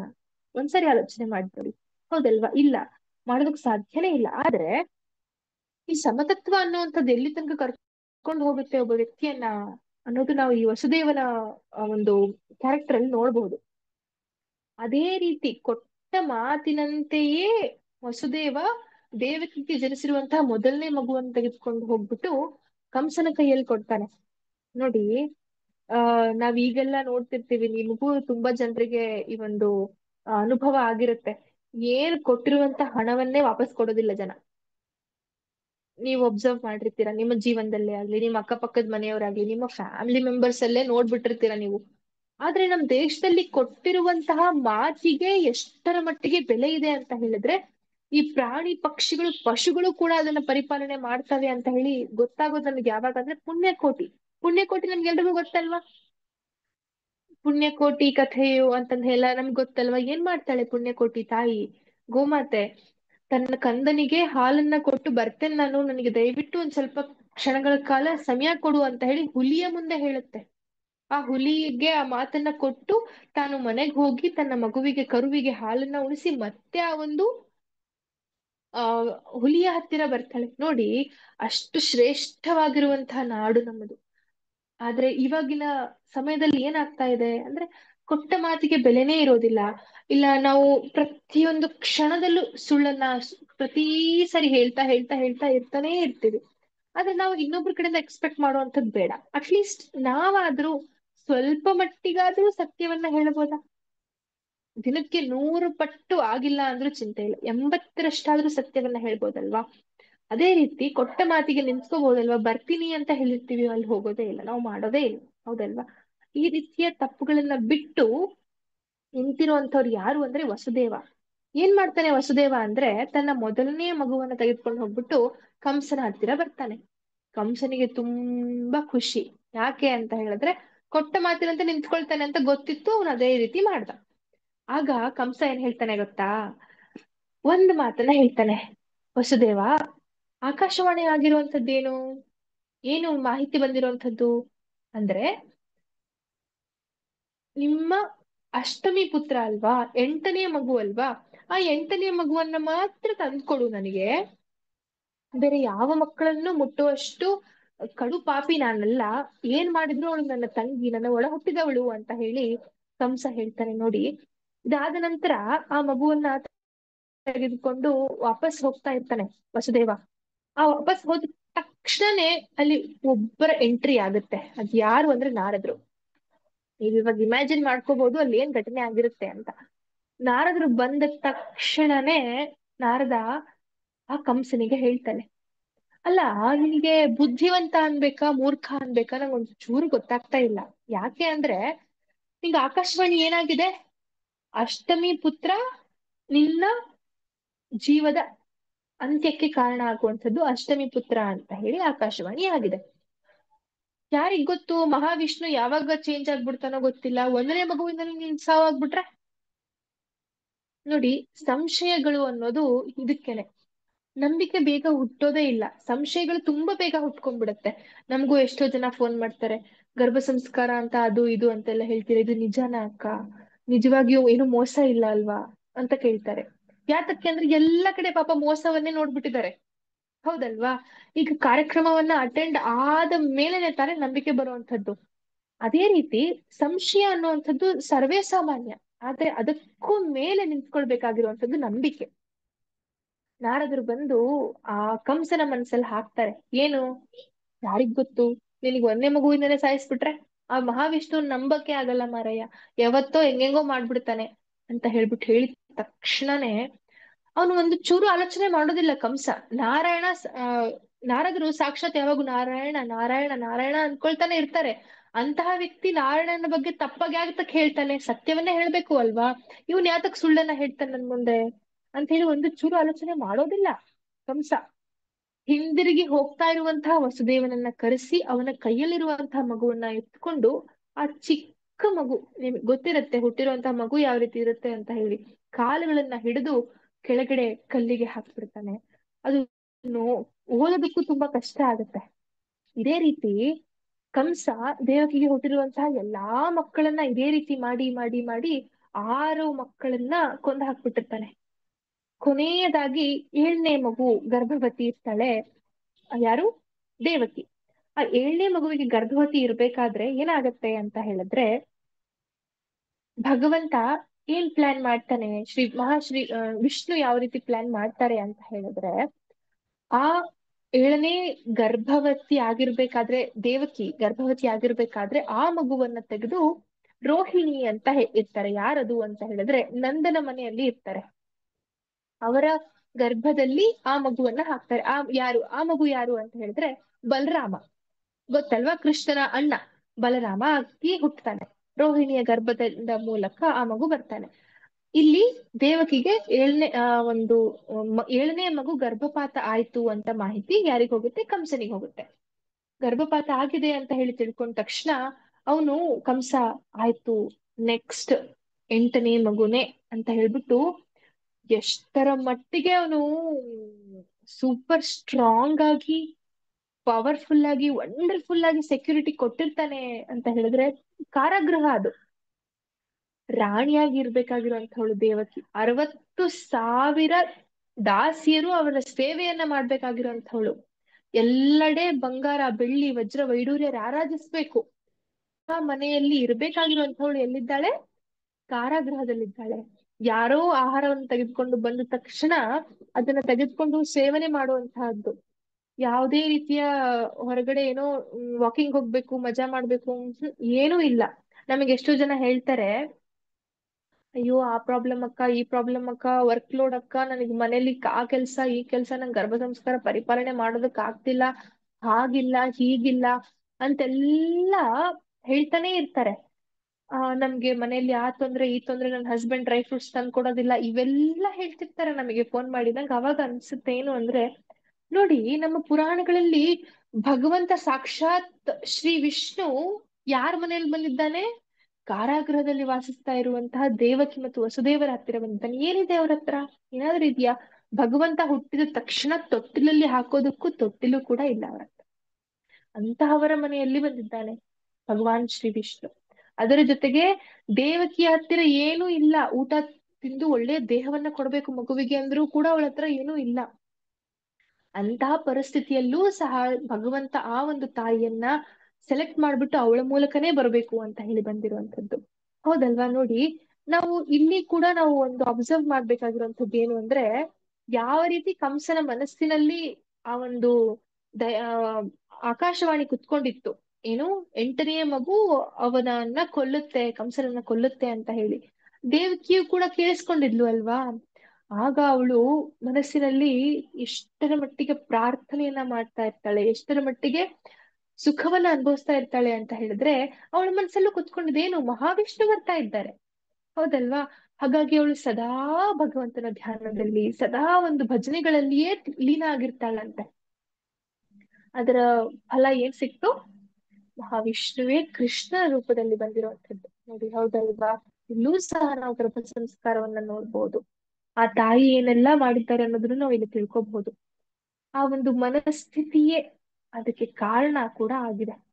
ಆಗ ಈ ಒಂದು ಕಂಸ ಏನೆಲ್ಲ ಮಾಡಿದ್ದ ಅಂತ ಹೇಳಿದ್ರೆ, ಅವರು ಒಂದು ಸೆಕ್ಯೂರಿಟಿ ಗಾರ್ಡ್ಸ್ ನ ನೇಮಿಸಿರ್ತಾನೆ. ಆ ಸೆಕ್ಯೂರಿಟಿ ಗಾರ್ಡ್ಸ್ ಎಲ್ಲ ಯಾರು ಅಂತಂದ್ರೆ, ಎಷ್ಟೋ ದಿನಗಳಿಂದ ನಿದ್ದೆಯೇ ಮಾಡದೇ ಇರುವಂತವ್ರು, ನಿದ್ದೆಯನ್ನ ಗೆದ್ದಿರುವಂತವ್ರನ್ನ ಕರೆಸ್ತಾನೆ. ಈಗ ನಾವು ಸೆಲೆಬ್ರಿಟೀಸ್ ಎಲ್ಲ ನೋಡಿರ್ತೀವಿ, ಇಲ್ಲ IAS ಆಫೀಸರ್ಸ್ಗಳು, KS ಆಫೀಸರ್ಸ್ಗಳ ಅಕ್ಕಪಕ್ಕ ಎಲ್ಲ ಬಾಡಿ ಗಾರ್ಡ್ಸ್ ಎಲ್ಲ ಇರ್ತಾರೆ, ಇಲ್ಲ ಪ್ರೈಮ್ ಮಿನಿಸ್ಟರ್ಸ್, CMs ಎಲ್ಲ ಅಕ್ಕಪಕ್ಕ ಬಾಡಿ ಗಾರ್ಡ್ಸ್ ಓಡಾಡ್ತಿರ್ತಾರೆ, ನೋಡಿರ್ತೀರಾ ನೀವು. ಅದೇ ರೀತಿ ಇಲ್ಲಿ ಕೂಡ ಈ ಕಾರಾಗೃಹಕ್ಕೆ ಸೆಕ್ಯೂರಿಟಿ, ಹೈ ಲೆವೆಲ್ ಸೆಕ್ಯೂರಿಟಿ ಕೊಡಿಸ್ತಾನೆ ಕಂಸ. ಯಾತಕ್ಕೆ ಅಂದ್ರೆ, ಆ ಮಗು ಏನಾದ್ರು ರಾತ್ರಿ ಹುಟ್ಟುಬಿಟ್ರೆ, ನಂಗೆ ಗೊತ್ತಾಗಿಲ್ಲ ಅನ್ಬಿಟ್ರೆ, ಇಮ್ಮಿಡಿಯೇಟ್ಲಿ ಹುಟ್ಟಿದ ತಕ್ಷಣ ಆ ಮಗುವನ್ನ ಕರ್ಕೊಂಡ್ಬಿಟ್ಟು ನನ್ನ ಹತ್ರ ಬರ್ಲೇಬೇಕು ಅವ್ರು ಅಂತ ಹೇಳ್ಬಿಟ್ಟು Z+ಸೆಕ್ಯೂರಿಟಿ ತರ ಕೊಡಿಸ್ಬಿಟ್ಟಿರ್ತಾನೆ ಕಂಸ. ಅದ್ರ ಜೊತೆಗೆ ಕಾರಾಗೃಹವನ್ನ ತುಂಬಾ ಸ್ಟ್ರಾಂಗ್ ಆಗಿ ಲಾಕ್ ಕೂಡ ಮಾಡಿಸ್ಬಿಟ್ಟಿರ್ತಾನೆ. ಯಾರು ಎಲ್ಲೂ ಹೋಗೋ ಹಾಗಿಲ್ಲ, ಯಾರು ಎಲ್ಲೂ ಬರೋ ಹಾಗಿಲ್ಲ, ಅಷ್ಟರ ಮಟ್ಟಿಗೆ ಸೆಕ್ಯೂರಿಟಿ ಕೊಟ್ಟಿರ್ತಾನೆ. ಆದ್ರೆ ಶ್ರೀ ಕೃಷ್ಣ ಪರಮಾತ್ಮ ಎಷ್ಟು ಗಂಟೆಗೆ ಬರ್ತಾರೆ? ರಾತ್ರಿ 12 ಗಂಟೆಗೆ. ಎಲ್ಲರೂ ಅಷ್ಟು ನಿದ್ದೆಯನ್ನ ಗೆದ್ದಿರೋಂಥವ್ರೇ ಮಲ್ಕೊಂಡ್ಬಿಟ್ಟಿರ್ತಾರಂತೆ. ಅದಕ್ಕೋಸ್ಕರ ನಮ್ಮ ಬ್ರಹ್ಮಣ್ಯಾಚಾರ್ಯ ಅವ್ರು ಹೇಳ್ತಾರೆ ಏನು ಅಂದ್ರೆ, ಶ್ರೀ ಕೃಷ್ಣ ಬರ್ಬೇಕಾದ್ರೆ 12 ಗಂಟೆಗೆ ರಾತ್ರಿ ಹೊತ್ತು ಶ್ರೀ ಕೃಷ್ಣ ಬರ್ಬೇಕಾದ್ರೆ ಯಾರೆಲ್ಲ ನಿದ್ದೆ ಮಾಡ್ತಾರೆ ಅವರೆಲ್ಲ ಕಂಸನ್ ಕಡೆಯವರು, ಯಾರೆಲ್ಲ ಎದ್ದು ಕುತ್ಕೊಂಡಿರ್ತಾರೆ ಅವರೆಲ್ಲ ಕೃಷ್ಣನ್ ಕಡೆಯವರಂತೆ. ಯಾರು ಎದ್ದು ಕುತ್ಕೊಂಡಿರ್ತಾರೆ? ಅದೇ ವಾಸುದೇವ, ದೇವಕಿ, ಎಲ್ಲ ದೇವಾನು ದೇವತೆಗಳೆಲ್ಲ ಎದ್ದಿರ್ತಾರಂತೆ. ಭಗವಂತನ ಅವತಾರ ಆಗ್ತಾ ಇದೆ, ಶ್ರೀ ಕೃಷ್ಣ ಪರಮಾತ್ಮನ ಅವತಾರ ಆಗ್ತಾ ಇದೆ ಅಂತ ಎಲ್ಲರೂ ಎದ್ದು ಕುತ್ಕೊಂಡಿರ್ತಾರಂತೆ. ನೋಡಿ, ನಾನು ಮತ್ತೊಮ್ಮೆ ಹೇಳ್ತೀನಿ, ಶ್ರೀ ಕೃಷ್ಣ ಪರಮಾತ್ಮನ ಅವತಾರ ಆಗ್ಬೇಕಾದ್ರೆ ಯಾರೆಲ್ಲ ಮಲ್ಕೊಂಡಿರ್ತಾರೆ ಅವರೆಲ್ಲ ಕಂಸನ್ ಕಡೆಯವರಂತೆ. ಭಗವಂತ ಅವ್ರನ್ನ ಯಾರನ್ನೂ ಇಷ್ಟನೇ ಪಡೋದಿಲ್ಲ. ಯಾರೆಲ್ಲ ಎದ್ದಿರ್ತಾರೆ ಅವರೆಲ್ಲರೂ ಕೃಷ್ಣನ ಕಡೆಯವರು. ಅದಕ್ಕೋಸ್ಕರ ಎಲ್ಲೆಡೆ ಯಾವ ರೀತಿ ಸೆಲೆಬ್ರೇಟ್ ಮಾಡ್ತಾರೆ ಕೃಷ್ಣ ಜನ್ಮಾಷ್ಟಮಿ ಅಂತ ಹೇಳಿದ್ರೆ, ರಾತ್ರಿ 12 ಗಂಟೆ ತನಕ ಸಂಕೀರ್ತನೆ ಇರುತ್ತೆ, ಭಗವನ್ನಾಮ ಸಂಕೀರ್ತನೆ, ಭಾಗವತ ಪಠಣೆ ಇರುತ್ತೆ, ಭಜನೆಗಳೆಲ್ಲ ಇರುತ್ತೆ, ಪ್ರಸಾದ ವಿತರಣೆ ಇರುತ್ತೆ ಅಂತೆಲ್ಲ ಹೇಳ್ತಾರೆ. ಅಷ್ಟರ ಮಟ್ಟಿಗೆ ಮಾಡುವಂಥದ್ದು ಈ ಒಂದು ಜನ್ಮಾಷ್ಟಮಿ, ಕೃಷ್ಣ ಜನ್ಮಾಷ್ಟಮಿ. ಆಗ 12 ಗಂಟೆಗೆ ಕೃಷ್ಣ ಜನನ ಅವತಾರ ಆಗೋದಕ್ಕೂ ಮುಂಚೆ ಎಷ್ಟೋ ಎಲ್ಲಾ ದೇವಾನು ದೇವತೆಗಳೆಲ್ಲರೂ ಬ್ರಹ್ಮನ ಹತ್ರ ಹೋಗಿರ್ತಾರಂತೆ. ಇನ್ನೇನು ಕೃಷ್ಣ ಬರ್ತಾನೆ ಭೂಮಿ ಮೇಲೆ, ನಾವು ಹೋಗ್ತೇವೆ, ನಾವು ಏನಾದ್ರೂ ಆ ಬೇರೆ ಬೇರೆ ವ್ಯಕ್ತಿಗಳಾಗಿ, ಇಲ್ಲ ಅಲ್ಲಿರುವಂತಹ ಗುಹೆಗಳಾಗಿ, ಇಲ್ಲ ಅಲ್ಲೇನಾದ್ರೂ ಒಂದು ಹಾವು ಏನೋ ಒಂದ್ ಆಗ್ಬಿಟ್ಟು ನಾವು ಕೃಷ್ಣನ ಸಂಘದಲ್ಲಿ ಇರ್ಬೇಕಲ್ವಾ, ನಮ್ಗೆ ಏನಾದ್ರೂ ಪೊಸಿಷನ್ಸ್ ಕೊಡ್ತೀರಾ ನಮ್ಗೆ ಅಂತೆಲ್ಲ ಹೇಳ್ಬಿಟ್ಟು ಬ್ರಹ್ಮನ ಹತ್ರ ಹೋಗ್ತಾರಂತೆ. ಆಗ ಎಲ್ಲ ಗೋಪಿಕಾ ಸ್ತ್ರೀಯರಾಗ್ತಾರೆ, ಅಲ್ಲಿರುವಂತಹ ಎಲ್ಲಾ ಗೋಪಾಲಕರಾಗ್ತಾರೆ, ಅಲ್ಲಿನ ಗೋವುಗಳೆಲ್ಲರೂ ಆ ದೈವಿ ಅಂಶನೇ, ಎಲ್ಲಾ ದೇವನು ದೇವತೆಗಳೇ ಈ ರೀತಿ ಆಗ್ಬಿಟ್ಟು ಭೂಮಿ ಮೇಲೆ ಇರ್ತಾರೆ. ಅದ್ರ ಜೊತೆಗೆ ಈ ಶೇಷನಾಗ ಇರ್ತಾನೆ ಅಲ್ವಾ, ಆ ಶೇಷನಾಗ ಕೂಡ ಬಲರಾಮನ ಒಂದು ಅವತಾರವನ್ನ ಎತ್ತಿ ಭೂಮಿಯ ಮೇಲೆ ಕಾಯ್ತಾ ಇರ್ತಾರೆ ಕಾತರದಿಂದ. ಶ್ರೀ ಕೃಷ್ಣ ಬರ್ತಾನೆ, ಮಹಾವಿಷ್ಣು ಬರ್ತಾನೆ, ಈಗ ಕೃಷ್ಣನ ಲೀಲೆಗಳು ಶುರುವಾಗುತ್ತೆ ಭೂಮಿ ಮೇಲೆ ಅನ್ನುವಂತಹ ಉದ್ದೇಶದಿಂದ ಅವರೆಲ್ಲ ಕಾಯ್ತಾ ಇರ್ತಾರಂತೆ. ಆಗ ಭಗವಂತ ತಾನು ಕೃಷ್ಣನಾಗಿ ಭೂಮಿಯ ಮೇಲೆ ಅವತರಿಸಿದ ನಂತರ ಅವರೆಲ್ಲರನ್ನ ನೋಡ್ಬೇಕು ಅಂತ ಹೇಳಿ. ಆದ್ರೆ ಕೆಲವೊಂದ್ರು ಸ್ವಲ್ಪ ಜನ ಲೇಟ್ ಆಗಿ ಬರ್ತಾರೆ ನೋಡಿ. ನಮ್ಗೆ ಇವಾಗ ಪ್ರೋಗ್ರಾಮ್ ಶುರು ಆದಾಗ ಒಂದು ಸ್ಟಾರ್ಟಿಂಗ್ ಒಂದು 25 ಜನ ಇದ್ರು. ಆಮೇಲೆ 6:15 ಆದ ತಕ್ಷಣ ಒಂದ್ 99-100 ಜನರ ತನಕ ರೀಚ್ ಆದ್ರು. ಹೌದಲ್ವಾ? ಸ್ಟಾರ್ಟಿಂಗ್ ಎಲ್ರು ಬೇಗ ಬರೋದೇ ಇಲ್ಲ. ಸ್ವಲ್ಪ ಲೇಟ್ ಆಗಿ ಬಂದ್ರೆ ಏನೋ ಒಂದ್ ಸ್ವಲ್ಪ ಹವಾ ಮೇಂಟೈನ್ ಮಾಡ್ದಂಗೆ ಇರುತ್ತೆ ಅಂತ ಅನ್ಕೊಳ್ತಾರೆ. ಅದೇ ರೀತಿ ಎಷ್ಟೋ ದೇವಾನುದೇವತೆಗಳು ಲೇಟ್ ಆಗಿ ಹೋದ್ರಂತೆ ಬ್ರಹ್ಮನ ಹತ್ರ. ನನಗೂ ನಮಗೂ ಕೂಡ ದಯವಿಟ್ಟು ಒಂದ್ ಸ್ವಲ್ಪ ಕೊಡಿ ಅಂತ. ಇಲ್ಲ, ಎಲ್ಲಾ ಪೊಸಿಷನ್ಸ್ ಫಿಲ್ ಆಗೋಗ್ಬಿಟ್ಟಿದೆ, ಗೋಪಿಕಾ ಸ್ತ್ರೀಯರೆಲ್ಲ ಸೆಲೆಕ್ಟ್ ಆಗಿದ್ದಾರೆ, ಎಲ್ಲ ಗೋಪಾಲಕರು ಸೆಲೆಕ್ಟ್ ಆಗಿದ್ದಾರೆ, ಗೋವುಗಳು ಕೂಡ ಸೆಲೆಕ್ಟ್ ಆಗಿದ್ದಾರೆ, ಗುಹೆಗಳು ಗಿಡ ಮರಗಳು ಎಲ್ಲದೂ ಸೆಲೆಕ್ಟ್ ಆಗಿದೆ, ನಿಮಗೆಲ್ಲ ಜಾಗ ಇಲ್ಲ ಅಂತ ಹೇಳ್ಬಿಟ್ಟು ಹೇಳಿದ ತಕ್ಷಣ ಅವರೆಲ್ಲ ರಿಕ್ವೆಸ್ಟ್ ಮಾಡಿದ್ರು, ದಯವಿಟ್ಟು ಒಂದು ಹುಲ್ಲಾದ್ರೂ ಮಾಡಿ ನಮ್ಮನ್ನ, ಕೃಷ್ಣನ ಪಾದ ಅದು ಟಚ್ ಆಗ್ಲಿ ನಮ್ಗೆ ಅಂತ ಹೇಳ್ಬಿಟ್ಟು ಕೇಳಿದ್ರಂತೆ.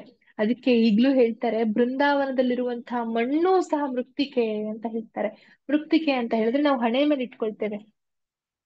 ಬೃಂದಾವನದಲ್ಲಿರುವಂತಹ ಮಣ್ಣು ಸಹ ಮೃತ್ತಿಕೆ ಅಂತ ಹೇಳ್ತಾರೆ. ಮತ್ ನೋಡಿ ಎಷ್ಟು ಸುಂದರ. ಅದಕ್ಕೋಸ್ಕರ ಬೃಂದಾವನದಲ್ಲಿ ಇರುವಂತಹ ಮಣ್ಣನ್ನ ಬಳಸಿ ಗೋಪಿ ಚಂದನ ಅಂತ ಮಾಡ್ತಾರೆ. ಆ ಗೋಪಿ ಚಂದನ ಅಂತ ಹೇಳಿದ್ರೆ ಅದಕ್ಕೂ ಒಂದು ಸುಂದರವಾಗಿರುವಂತಹ ಘಟನೆ ಬರುತ್ತೆ. ಅದನ್ನ ನಾನು ಮತ್ತೆ ಯಾವಾಗಾದ್ರೂ ಹೇಳ್ತೇನೆ ನಿಮ್ಗೆ.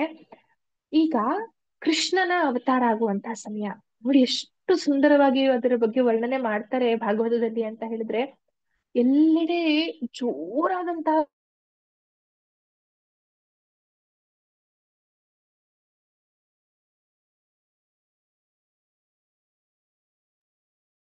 ಹಲೋ, ವಾಯ್ಸ್ ಬ್ರೇಕ್ ಆಗ್ತಿದೆ.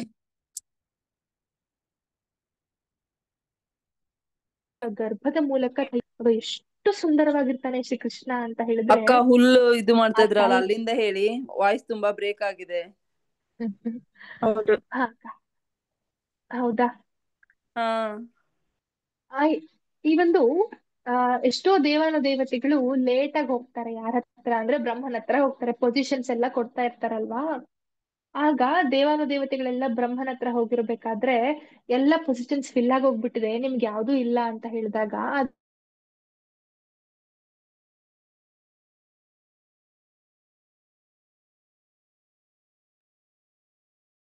ಅಕ್ಕ ಅಗೇನ್ ಬ್ರೇಕ್ ಆಗ್ತಾ ಇದೆ ಅಕ್ಕ ವಾಯ್ಸ್.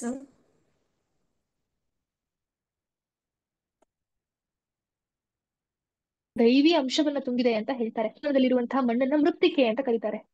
ಮೃತ್ತಿಕೆ ಅಂದ್ರೆ ನಾವು ಹಣೆಯ ಮೇಲೆ ಇಟ್ಕೊಳ್ತೇವೆ ಮೃತ್ತಿಕೆಯನ್ನ. ಅಷ್ಟರ ಮಟ್ಟಿಗೆ ಪರಮ ಪವಿತ್ರವಾಗಿದೆ ಈ ಬೃಂದಾವನ ಅಂತ ಹೇಳ್ತಾರೆ. ಆಗ ಕೃಷ್ಣ ಪರಮಾತ್ಮ ಅವತಾರ ಮಾಡುವಂತಹ ಸಮಯ ಅಂದ್ರೆ ಹುಟ್ಟುವಂತಹ ಸಮಯ. ದೇವಕಿಯ ಒಂದು ಮಡಿಲಿನಲ್ಲಿ ಆಟ ಆಡ್ತಾ ಎಷ್ಟು ಮನಮೋಹಕವಾಗಿರ್ತಾನೆ ಶ್ರೀ ಕೃಷ್ಣ ಪರಮಾತ್ಮ ಅಂದ್ರೆ, ದೇವಕಿ ಹಾಗೇ ನೋಡ್ತಾ ಕುತ್ಕೊಂಡಿರ್ತಾರಂತೆ. ಈ ಒಂದು ಸಮಯವನ್ನ ನೀವು ಕೂಡ ಎಕ್ಸ್ಪೀರಿಯನ್ಸ್ ಮಾಡಿ.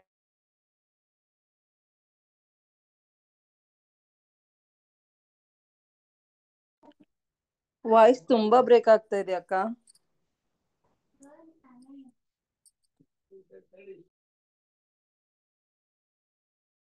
ನಾನು ಏನಾದ್ರೂ ಹೆಲ್ಪ್ ಮಾಡ್ಬೇಕು ಅಂತ ಇಷ್ಟಪಡ್ತೇನೆ ಅಂತ ಎಷ್ಟೋ ಜನ ಇದೆ. ಆದ್ರೆ ಪಾಪ ಆದ ತಕ್ಷಣ ನಾವು ಫೋನ್ ಮಾಡಿದ್ರು ಕಾಲ್ ಪಿಕ್ ಮಾಡೋದಿಲ್ಲ ಅವ್ರು. ಇಲ್ಲ ಅಕ್ಕ ಬಿಸಿ ಇದೆ, ನನ್ ಮಗುಗ್ ಹಾಲು ಕುಡಿಸ್ತಾ ಇದ್ದೆ, ನನ್ ಮಗುಗ್ ಸ್ನಾನ ಮಾಡಿಸ್ತಾ ಇದ್ದೆ. ಆ ಹಲೋ. ಮಗುವಿನ ಮೇಲಿನ ಪ್ರೀತಿ, ವ್ಯಾಮೋಹ, ಬಾಂಧವ್ಯ ಎಷ್ಟರ ಮಟ್ಟಿಗೆ ಬೆಳೆಯುತ್ತೆ ಅಂತ ಹೇಳಿದ್ರೆ ಅವ್ರು ಮರ್ತೆ ಹೋಗ್ಬಿಡ್ತಾರೆ. ಎಲ್ಲದನ್ನ ಮರೆತು ಮಗುವಿನ ಜೊತೆಗೇನೆ ಇರ್ಬಿಡ್ತಾರೆ. ಅಷ್ಟರ ಮಟ್ಟಿಗೆ ಮಗು ಸುಂದರವಾಗಿ ಆಟ ಆಡುವಂಥದ್ದು, ಬೆಳೆಯುವಂಥದ್ದನ್ನ ನೋಡ್ತಾ ತಾಯಿ ಎಂಜಾಯ್ ಮಾಡ್ತಾ ಇರ್ತಾರೆ. ಹೌದಲ್ವಾ? ಅದೇ ರೀತಿ ದೇವಕಿ ಕೂಡ ಆ ಮಗುವನ್ನ ಸ್ವಲ್ಪ ಕ್ಷಣಗಳು ಮಾತ್ರ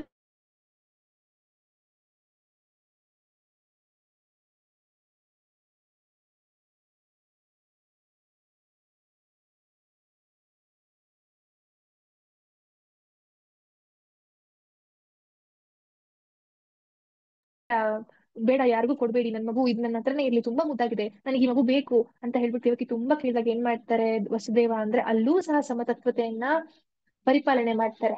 ಯಾರು? ವಸುದೇವ. ಆಗ ಆ ವಸುದೇವನ ಒಂದು ಕೈಯಲ್ಲಿರುವಂತಹ ಮಗುವನ್ನ ಎತ್ಕೊಂಡು ವಸುದೇವ ಹಿಂಗೆ ತಲೆ ಮೇಲೆ ಇಟ್ಕೊಂಡು ಆ ಕಾರಾಗೃಹದಿಂದ ಹೊರಗಡೆ ಬರ್ತಾ ಇರ್ಬೇಕಾದ್ರೆ ಆ ಎಲ್ಲ ಸೆಕ್ಯೂರಿಟಿ ಗಾರ್ಡ್ಸ್, Z+ಸೆಕ್ಯೂರಿಟಿ ಏನಿರುತ್ತಲ್ವಾ, ಎಲ್ಲರೂ ನಿದ್ದೆ ಮಾಡ್ಬಿಟ್ಟಿರ್ತಾರೆ, ಯಾರೊಬ್ರು ಎದ್ದಿರೋದಿಲ್ಲ. ಆ ಮಗುವನ್ನ ಹೊತ್ಕೊಂಡು ವಸುದೇವ ಆ ಒಂದು ಕಾರಾಗೃಹದಿಂದ ಆಚೆ ಬಂದ ತಕ್ಷಣ ಎಲ್ಲ ಬೀಗಗಳು ಪ್ರತಿಯೊಂದು ಸಹ ಲೂಸ್ ಹಂಗೆ ಸಡಿಲವಾಗಿ ತನಿಗ್ ತಾನೇ ಓಪನ್ ಆಗ್ತಾ ಹೋಗ್ಬಿಡುತ್ತೆ. ಅದನ್ನ ನಾವು ನಮ್ಮೆಲ್ಲ ತಾಯಂದ್ರಿಗೆ ಅದ್ರ ಬಗ್ಗೆ ಗೊತ್ತಿದೆ ಅಂತ ನಾನು ಭಾವಿಸ್ತೇನೆ. ನನ್ನ ವಾಯ್ಸ್ ಕೇಳಿಸ್ತಾ ಇದೆಯಾ? ಮಧ್ಯೆ ಮಧ್ಯೆ ಬ್ರೇಕ್ ಆಗ್ತಾ ಇದೆ ಅಕ್ಕ.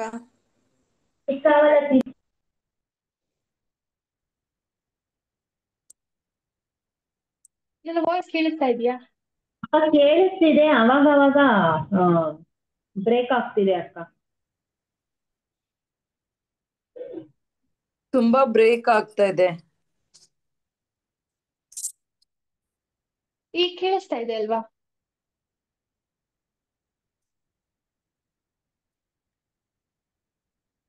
ದಯವಿಟ್ಟು ಯಾರಾದ್ರೂ ಕೇಳಿಸ್ತಿದೆ. ರಿಪ್ಲೈ. ಇವಾಗ ಕೇಳಿಸ್ತಿದೆ ಅಕ್ಕ. ಹಾ ಅಕ್ಕ, ಕೇಳಿಸ್ತಿದೆ.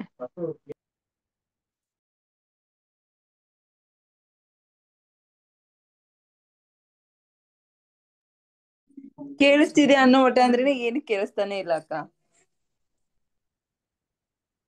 ಯಾರಿಗಾದ್ರೂ ನನ್ನ ಧ್ವನಿ ಕೇಳಿಸ್ತಾ ಇದೆಯಾ? ತುಂಬಾ ಬ್ರೇಕ್ ಆಗ್ತಾ ಇದೆ. ಈಗ ಕೇಳಿಸ್ತಾ ಇದೆನಾ ಅಕ್ಕ? ಹಾ, ಇವಾಗ ಕೇಳಿಸುತ್ತೆ. ಸ್ಟೋರಿ ಸ್ಟಾರ್ಟ್ ಮಾಡ್ಕೊಡ್ಲೆ ಬ್ರೇಕ್ ಆಗುತ್ತೆ.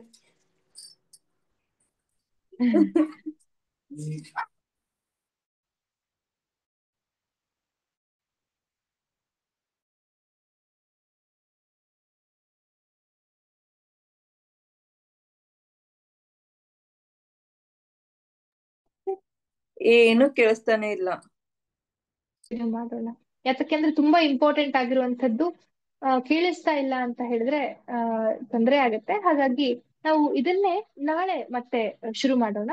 ಎಲ್ಲಿಂದ ಕೃಷ್ಣನ ಅವತಾರದಿಂದ ಯಾವ ರೀತಿ ಆಯ್ತು, ವಸುದೇವ ಯಾವ ರೀತಿ ತಲೆಯ ಮೇಲೆ ಹೊತ್ಕೊಂಡು ಹೋಗ್ಬೇಕಾದ್ರೆ ಏನಾಯ್ತು, ಅದಾದ ನಂತರ ಏನೆಲ್ಲ ಆಯ್ತು ಅನ್ನೋದನ್ನ ನಾವು ನೋಡ್ತಾ ಹೋಗೋಣ ನಾಳೆ. ಇವತ್ತಿನ ಕಾರ್ಯಕ್ರಮವನ್ನ ನಾನು ಹಾಗಾದ್ರೆ ಮಂತ್ರದ ಮೂಲಕ ಮುಗಿಸ್ತೇನೆ. ಓ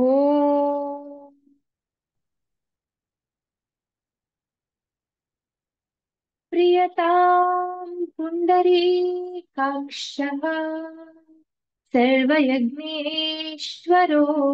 ಹರಿಃ ತಸ್ಮಿನ್ ತುಷ್ಟೇ ಜಗತ್ತುಷ್ಟಂ ಪ್ರೀಣಿತೆ ಪ್ರೀಣಿತಂ ಜಗತ್. ಹರಿಃ ಓಂ ತತ್ಸತ್. ಶ್ರೀರಾಮಕೃಷ್ಣಾರ್ಪಣಮಸ್ತು. ಎಲ್ಲರೂ ನಾಳೆ ಮತ್ತೆ ಸಂಜೆ 6 ಗಂಟೆಗೆ ಸಿಗೋಣ. ಧನ್ಯವಾದಗಳು. ಹರೇ ಕೃಷ್ಣ. ಧನ್ಯವಾದಗಳು. ಹರೇ ಕೃಷ್ಣ ಮಾತಾಜಿ. ಧನ್ಯವಾದಗಳು ಅಕ್ಕ. ಹರೇ ಕೃಷ್ಣ. ಧನ್ಯವಾದಗಳು. ಹರೇ ಕೃಷ್ಣ.